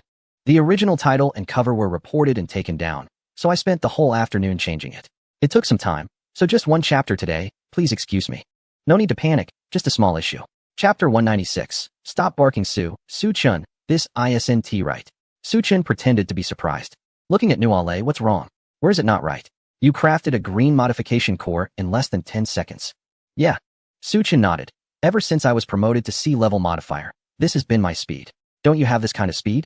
Nuale, as a pure A-level modifier, her speed in crafting green quality modification cores was already quite fast. Assuming she succeeded 100 of the time, her speed would be about 1 core every 5 minutes. Without guaranteeing the success rate, she could produce at least 7 cores in an hour. To improve the efficiency of crafting modification cores, besides having better materials for the basic modules and increasing the success rate, a modifier must also have quicker analysis speed of data matrices and nodes, which relies on their mastery of star energy. However, the level of a modifier is directly proportional to their mastery of star energy. It is extremely rare for an A-level modifier to have a better grasp of star energy than an S-level modifier. Theoretically, such a situation exists. But Nuale had never seen such a genius before. Now, it seemed she was witnessing it. Can you craft another one? She watched Su-chin intently. Indeed. Su Chun's master had a remarkable innovative ability, capable of crafting modification cores that astonished others. Su Chun, as the disciple of that master, must be extraordinary. But it shouldn't be too outrageous. Alright. Su Chun took out another set of materials, and with a flash of starlight in his hand, he crafted another green quality modification core. Here, he handed the modification core to Nuale with a smile, saying, "It's fresh." Nuale was speechless. Su Chun, just say it directly. What is your success rate for crafting green cores now? 50%. Su Chun replied calmly. 50%. Nuale raised an eyebrow. Then these two modification cores are just luck. Su Chun answered immediately. You should know that success rate is a very abstract concept. In a lucky situation, what is the difference between 50% and 100%? Relatively speaking, in an unlucky situation, even a 90% success rate is no different from zero. Nuale felt that Su Chun was trying to fool her. But what Su Chun said made sense, and she had no evidence to refute it. What is your success rate for crafting blue modification cores? Facing the question from nowhere, Su Chun paused for a moment and replied lightly, only 10%. The blue modification core is still a bit too challenging for me right now. Before crafting such a core, I need to bathe, change clothes, and pray for the blessing of the star deity. Noer twitched her lips. Is that effective? Su Chun clasped his hands together with a serious expression. Sincerity brings results. It seemed that getting any useful information from Su Chun was a lost cause. 9 out of 10 things he said were worth pondering. You said that as long as you post the news in the group, customers will come to buy, right? Noer gave up on studying Su Chun's success rate. Casually found a spot to sit and rolled her eyes. Show us. I want to see how much it sells for. This small request was certainly something Su Chun could accommodate. He didn't do anything else, just took 2 photos of the green modification cores, without needing to attach attributes, and sent them directly to the group. The originally quiet chat group instantly erupted. Wow. Master Su, you're finally back. We've been waiting so long. Does Master Su have new modification cores? Is the shop open now? I'm on my way. I'm near the business district, Master Su, just wait for me. Many of these customers had already purchased modification cores from Su Chun. However, modification cores could be adjusted for different tracks. Not everyone had the skills of a professional driver. Some amateur drivers had average experience and skills, and for tracks with many curves, switching to cores with better handling would provide more advantages. However, due to purchase limits at Su Chen's place, many people couldn't buy all types of modification cores at once. Some were simply collecting them. Others saw Su Chen's potential and believed he would become a master in the future. Fortunately, his modification cores were not expensive, so even if they didn't need them, buying them for collection wouldn't hurt. If Su Chen became successful in the future, they could profit as well. As for reselling, no one did that. When modification cores were sold, a contract had to be signed, and once the contract was signed, the cores essentially bore the imprint of both the modifier and the buyer. Such cores couldn't be resold unless the modifier willingly chose not to sign the contract, allowing that specific core to be resold freely. However, most modifiers wouldn't do something that would backfire on themselves. At most, they would sell in this way to peers. Buyers also preferred to sign contracts because it allowed them to confront the modifier directly if any issues arose. Come on, everyone, I have a surprise prepared for you today. Su Chen cheerfully sent a funny emoji and then took out the materials he had just purchased. Yes, he was planning to craft some blue quality modification cores. This was not only to surprise these buyers, but also to set the tone for the overall upgrade of the shop. After all, the store looked too shabby, and it was uncomfortable for him to look at. I've notified everyone, Su Chen said to Noer. Now you just wait here for a moment. I have something to attend to. Xingming, Queen, please tidy up a bit. Understood, Master. Star Dream perked up her cat ears and saluted, immediately picking up the vacuum cleaner to start working. Queen rolled her eyes but said nothing, following behind Star Dream to mop the floor. Noer looked at the closed door of the modification shop, unsure of what Su Chen was up to. Ever since James returned, she found it increasingly difficult to understand Su Chen, feeling that he had become more mysterious, making it hard to predict whether he was a genius driver or a genius modifier. If he was both, wouldn't that be pure insanity? Creak. The quiet night of the commercial area was shattered by a series of continuous screeching brakes. Old Lee raised his head from his novel, startled by the sight of cars suddenly filling up outside. Business is here. He quickly got up. After all, cars parked right in front of his shop meant it was reasonable to think they were his customers.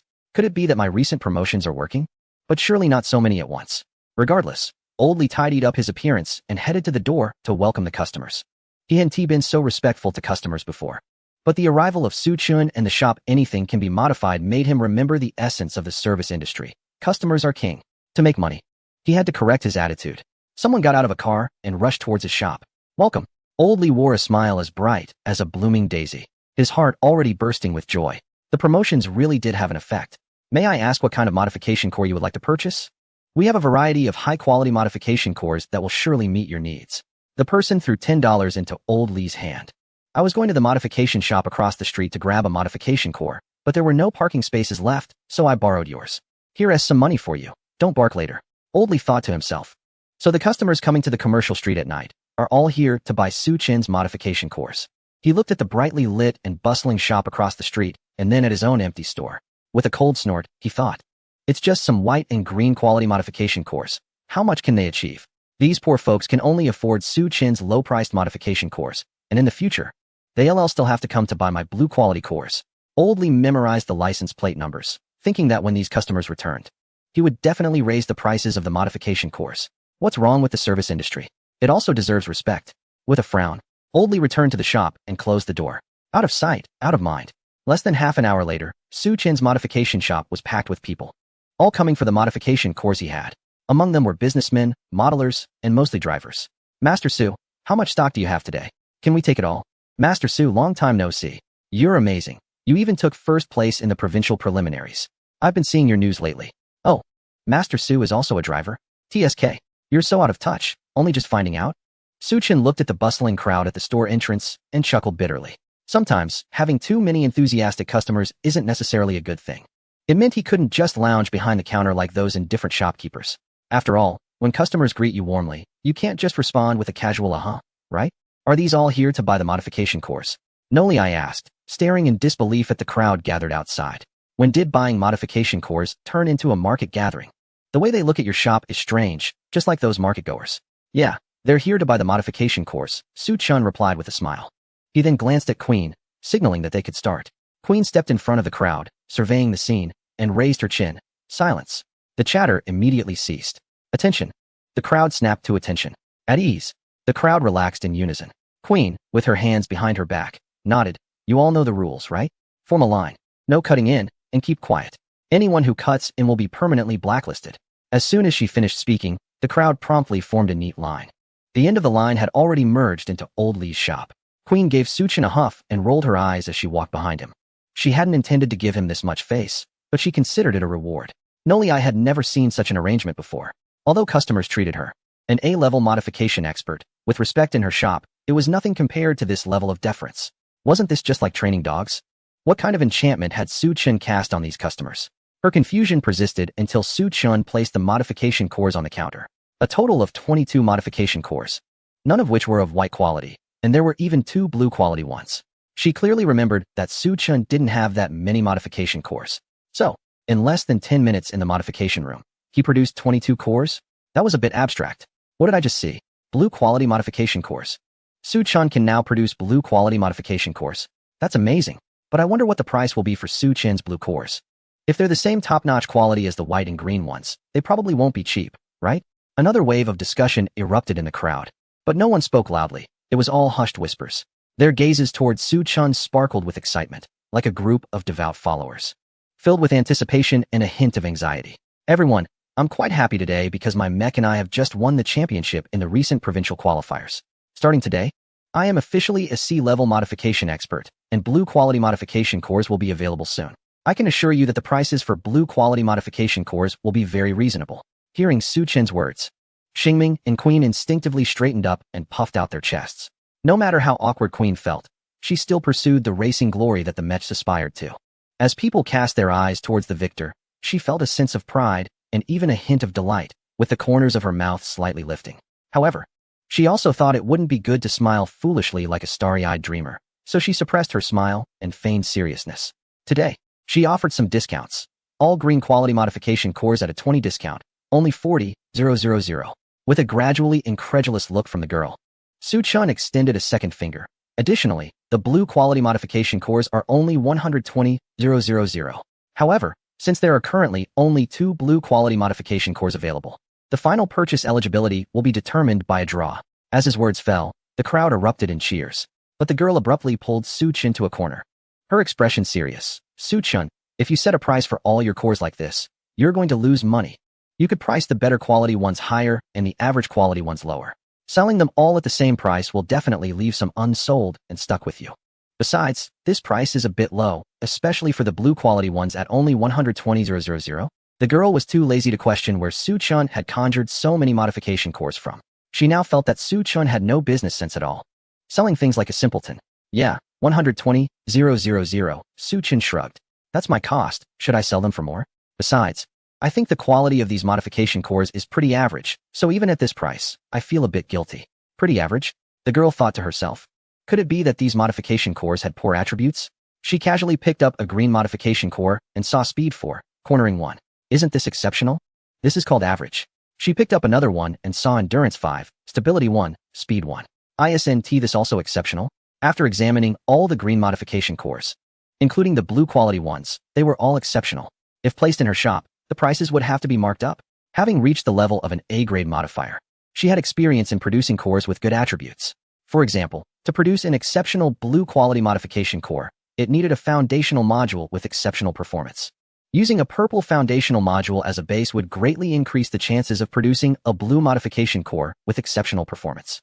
Su Chun, you can't sell these modification cores so cheaply. You're going to lose everything. You might even end up in your underwear. The girl couldn't hold back any longer. Originally trying to speak quietly, her excitement caused her voice to slip. A customer who had just entered the shop shot her a fierce glare, disregarding that she was just a cute girl, and shouted, "Auntie, if you're not buying, get out and stop rummaging around in Boss Su's shop." "Well, what, Auntie?" The girl froze, petrified on the spot. Meanwhile, in the modification shop across the street, the owner, Mr. Lee, was grimly watching the line of customers queuing up at his store, adhering to the principle that the customer is always right. He didn't want to chase them away, until suddenly, his phone rang. "Hello? Is this Boss Lee?"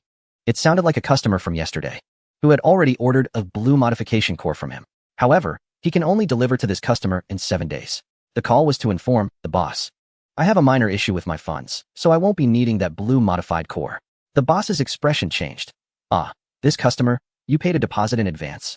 It's just a 2,000 deposit, consider it a gift."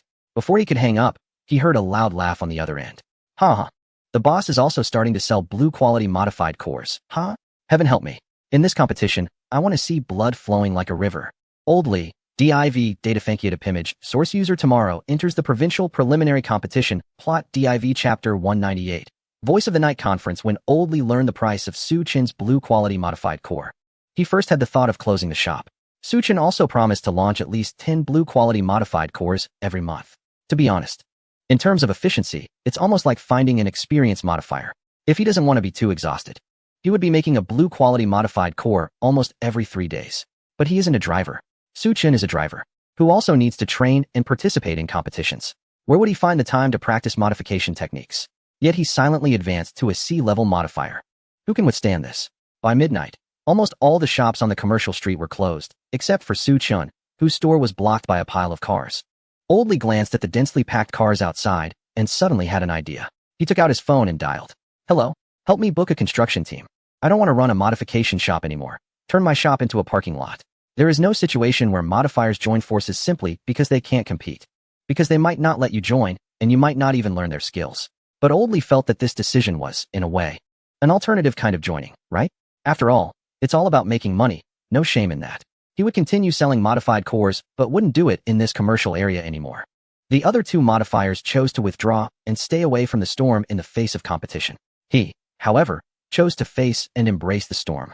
Old Lee opened his arms, tears streaming down his face, embracing the night sky. "This is the vision. Queen, tonight's boiled pork slices are delicious, but a bit too spicy."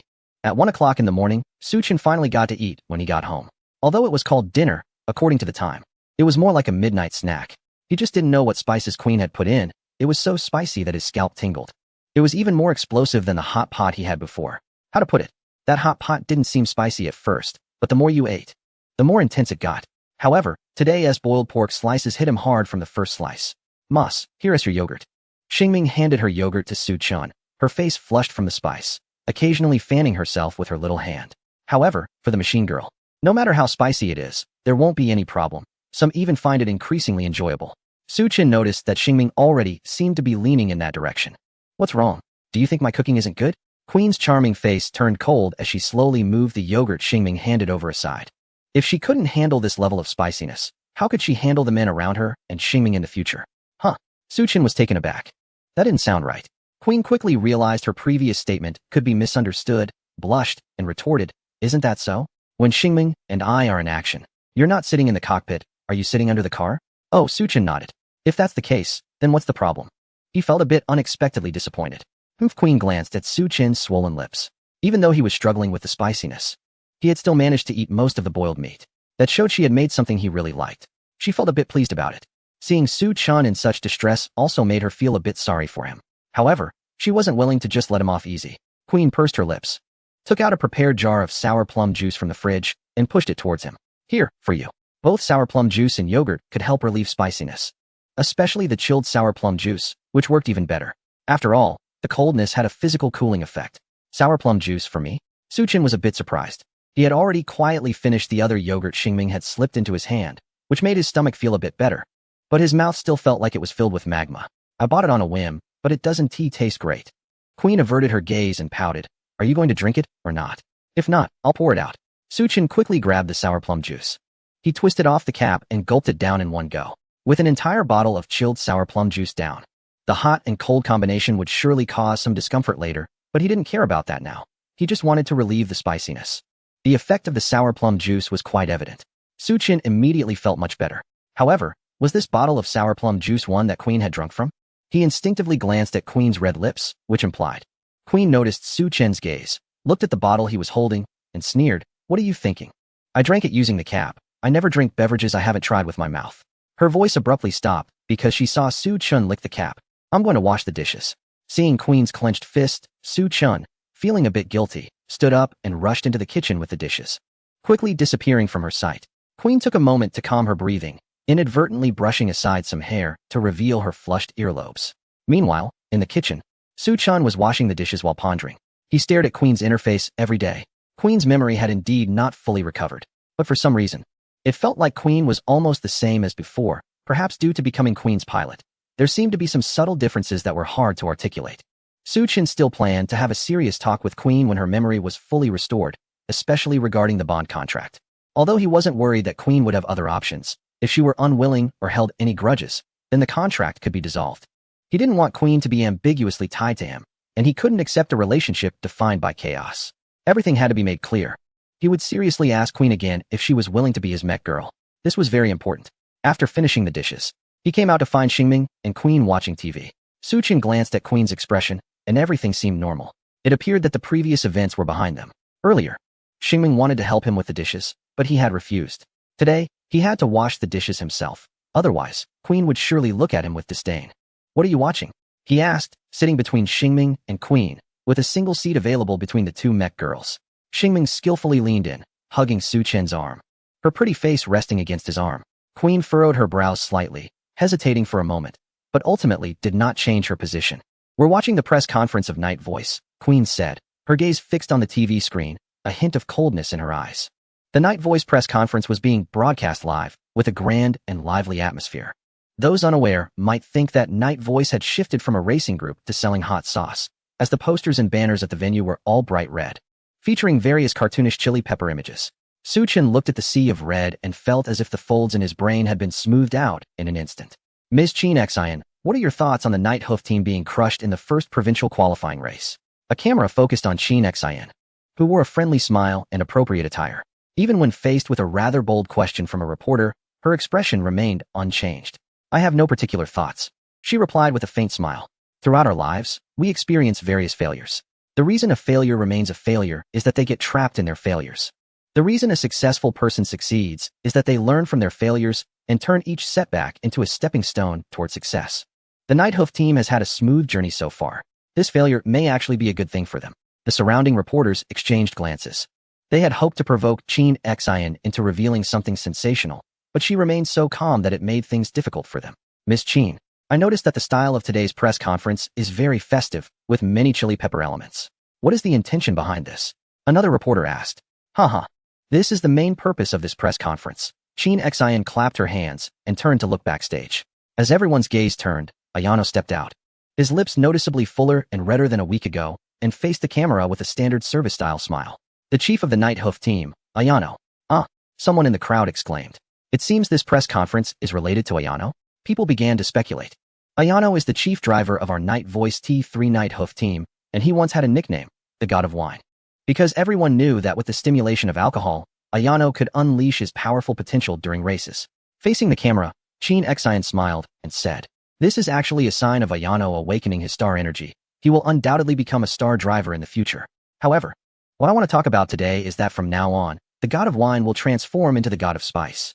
According to our expert group at Night Voice, research on Ayano's talent has shown that chili peppers can better stimulate Ayano's potential, and they are more effective, safer, and more stable than alcohol. So in future races, you will see a stronger Night Hoof team, a stronger Ayano, and he will no longer consume alcohol during competitions. Instead, Chin Xian took out a bottle of chili sauce and presented it to the camera. That's right, chili sauce. On behalf of the Night Voice group, I am calling for all kinds of extremely spicy chili sauces from around the world. Any sauce that passes inspection and can stimulate Ayano's potential will receive a substantial reward from the Night Voice group. The press conference soon transitioned into advertisements. Naturally, the ads were also for chili sauce. Given that advertisers in this world are largely controlled by major club conglomerates, it is estimated that in the next year, chili sauce advertisements will dominate the advertising industry. Indeed, the world is vast and full of wonders. This press conference left Su Chun and Queen speechless. It was the first time Su Chun had heard of a driver using chili sauce to unleash potential, and he found it somewhat amusing. However, considering Ayano's potential to awaken as a star driver, it was understandable, as star drivers in this world have various abilities. It's not surprising to think that chili could activate reflexes. Even if one day a driver emerged who could harness the power of a certain type of energy, he wouldn't be shocked.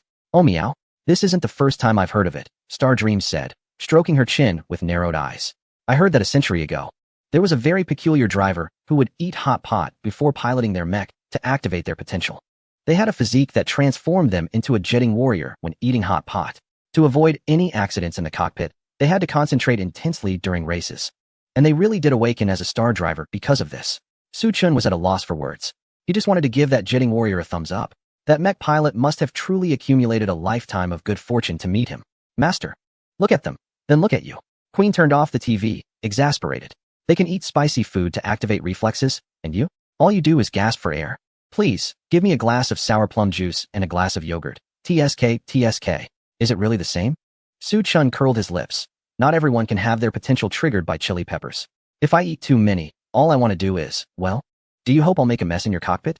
Queen's eyes widened, her chest heaving violently, and with a huff, she dragged Xingming into the bedroom. The door slammed shut with a thud, leaving Xingming with a look of despair and reluctance. "It's over." Su Chun sighed inwardly. He just couldn't hold back his words and ended up hurting Queen again. Now, there would be no soft and fragrant cat girl to keep him company at night. However, this Night Voice group has some interesting aspects. He initially thought the appearance of Ayano endorsing chili peppers was just a coincidence. But it turns out she really has transitioned from a wine goddess to a chili goddess. After the last competition, Li Yini had even analyzed it for him, saying that Ayano hadn't showcased her full strength. Now Chin Xian is saying that the chili goddess Ayano is stronger than before.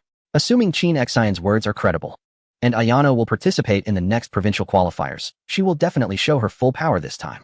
A chili goddess who has been enhanced twice would indeed be intriguing. Setting aside her identity as a driver for the Night Voice group, just from the perspective of her skills, she's quite impressive and not just relying on her mech's performance to boost her intensity. But I wonder who would be stronger, the twice-enhanced chili goddess or his nitrous-boosted modification core. Suddenly, a loud ringtone interrupted his thoughts. Su Chun felt a rush of darkness before realizing that Xingming had simply changed his ringtone. That taste is rather unique.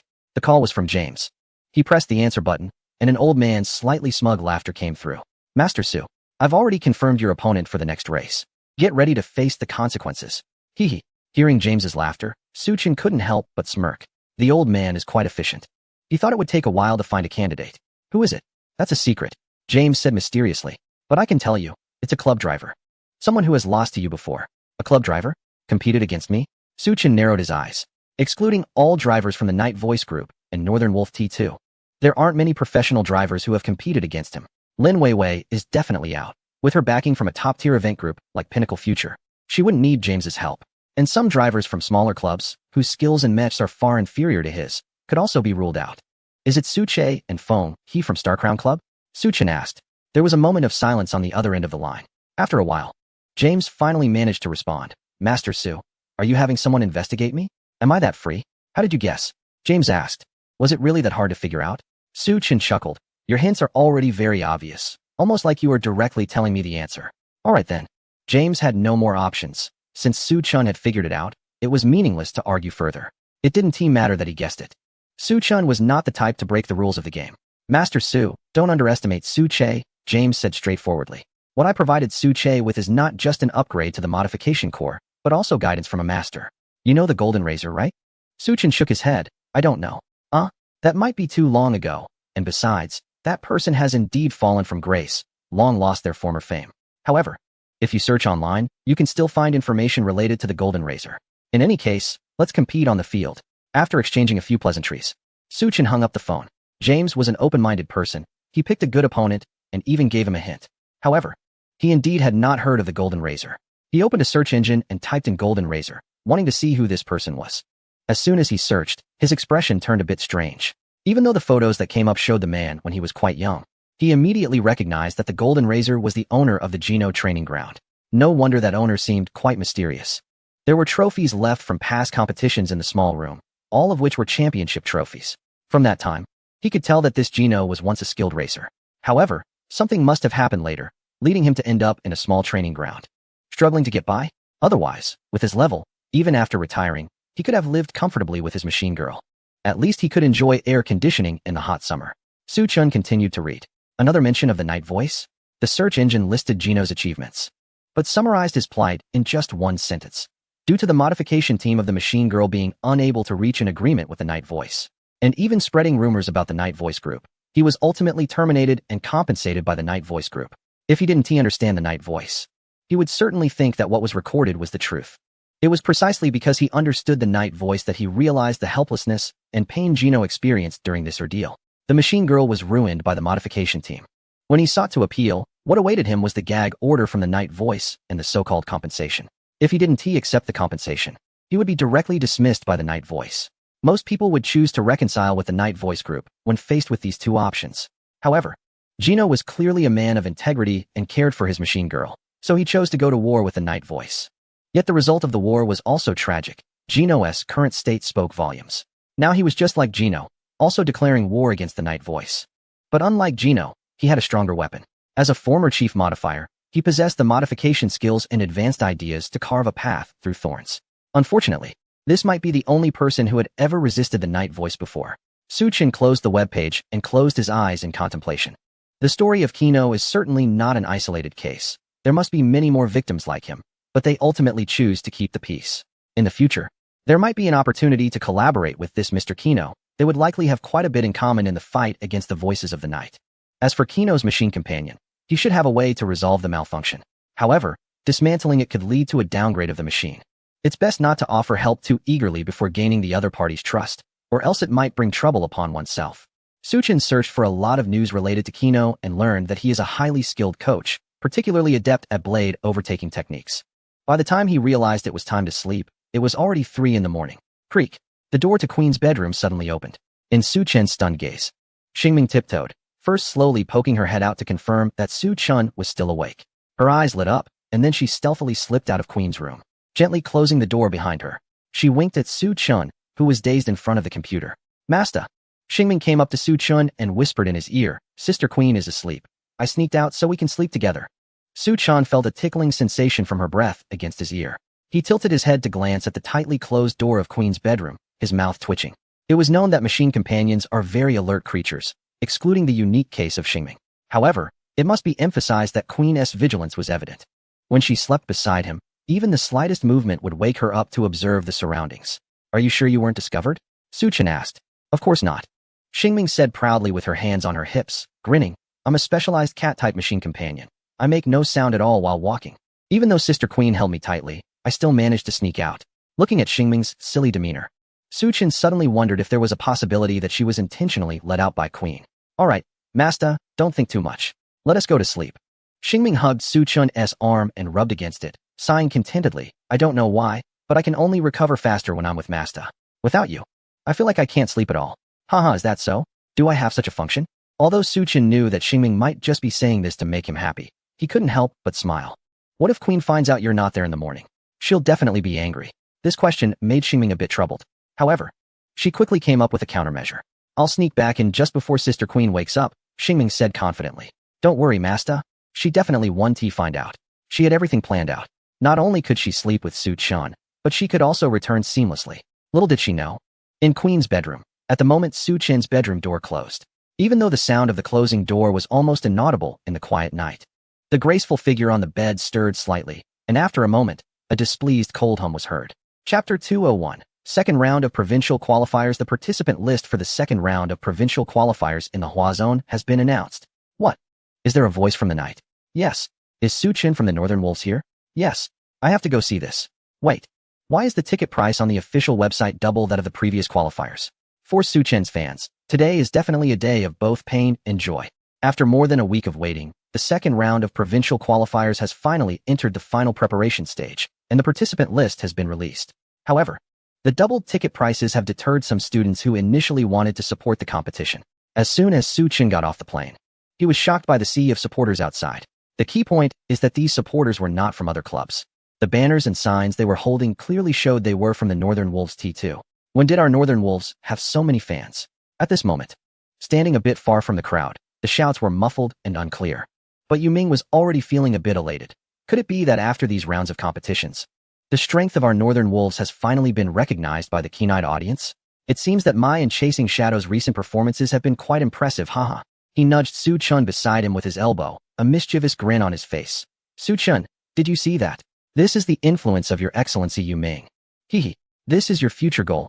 You must become a star driver like me. Su Chen remained silent. He was contemplating how to allocate his skill points. The championship of the provincial qualifiers and the promotion of Xingming to A-class gave him 1 skill point each. During the past half-month, aside from managing the modification shop, he had been training with Xingming to improve their synergy. He hadn't been back to the Gyno training ground.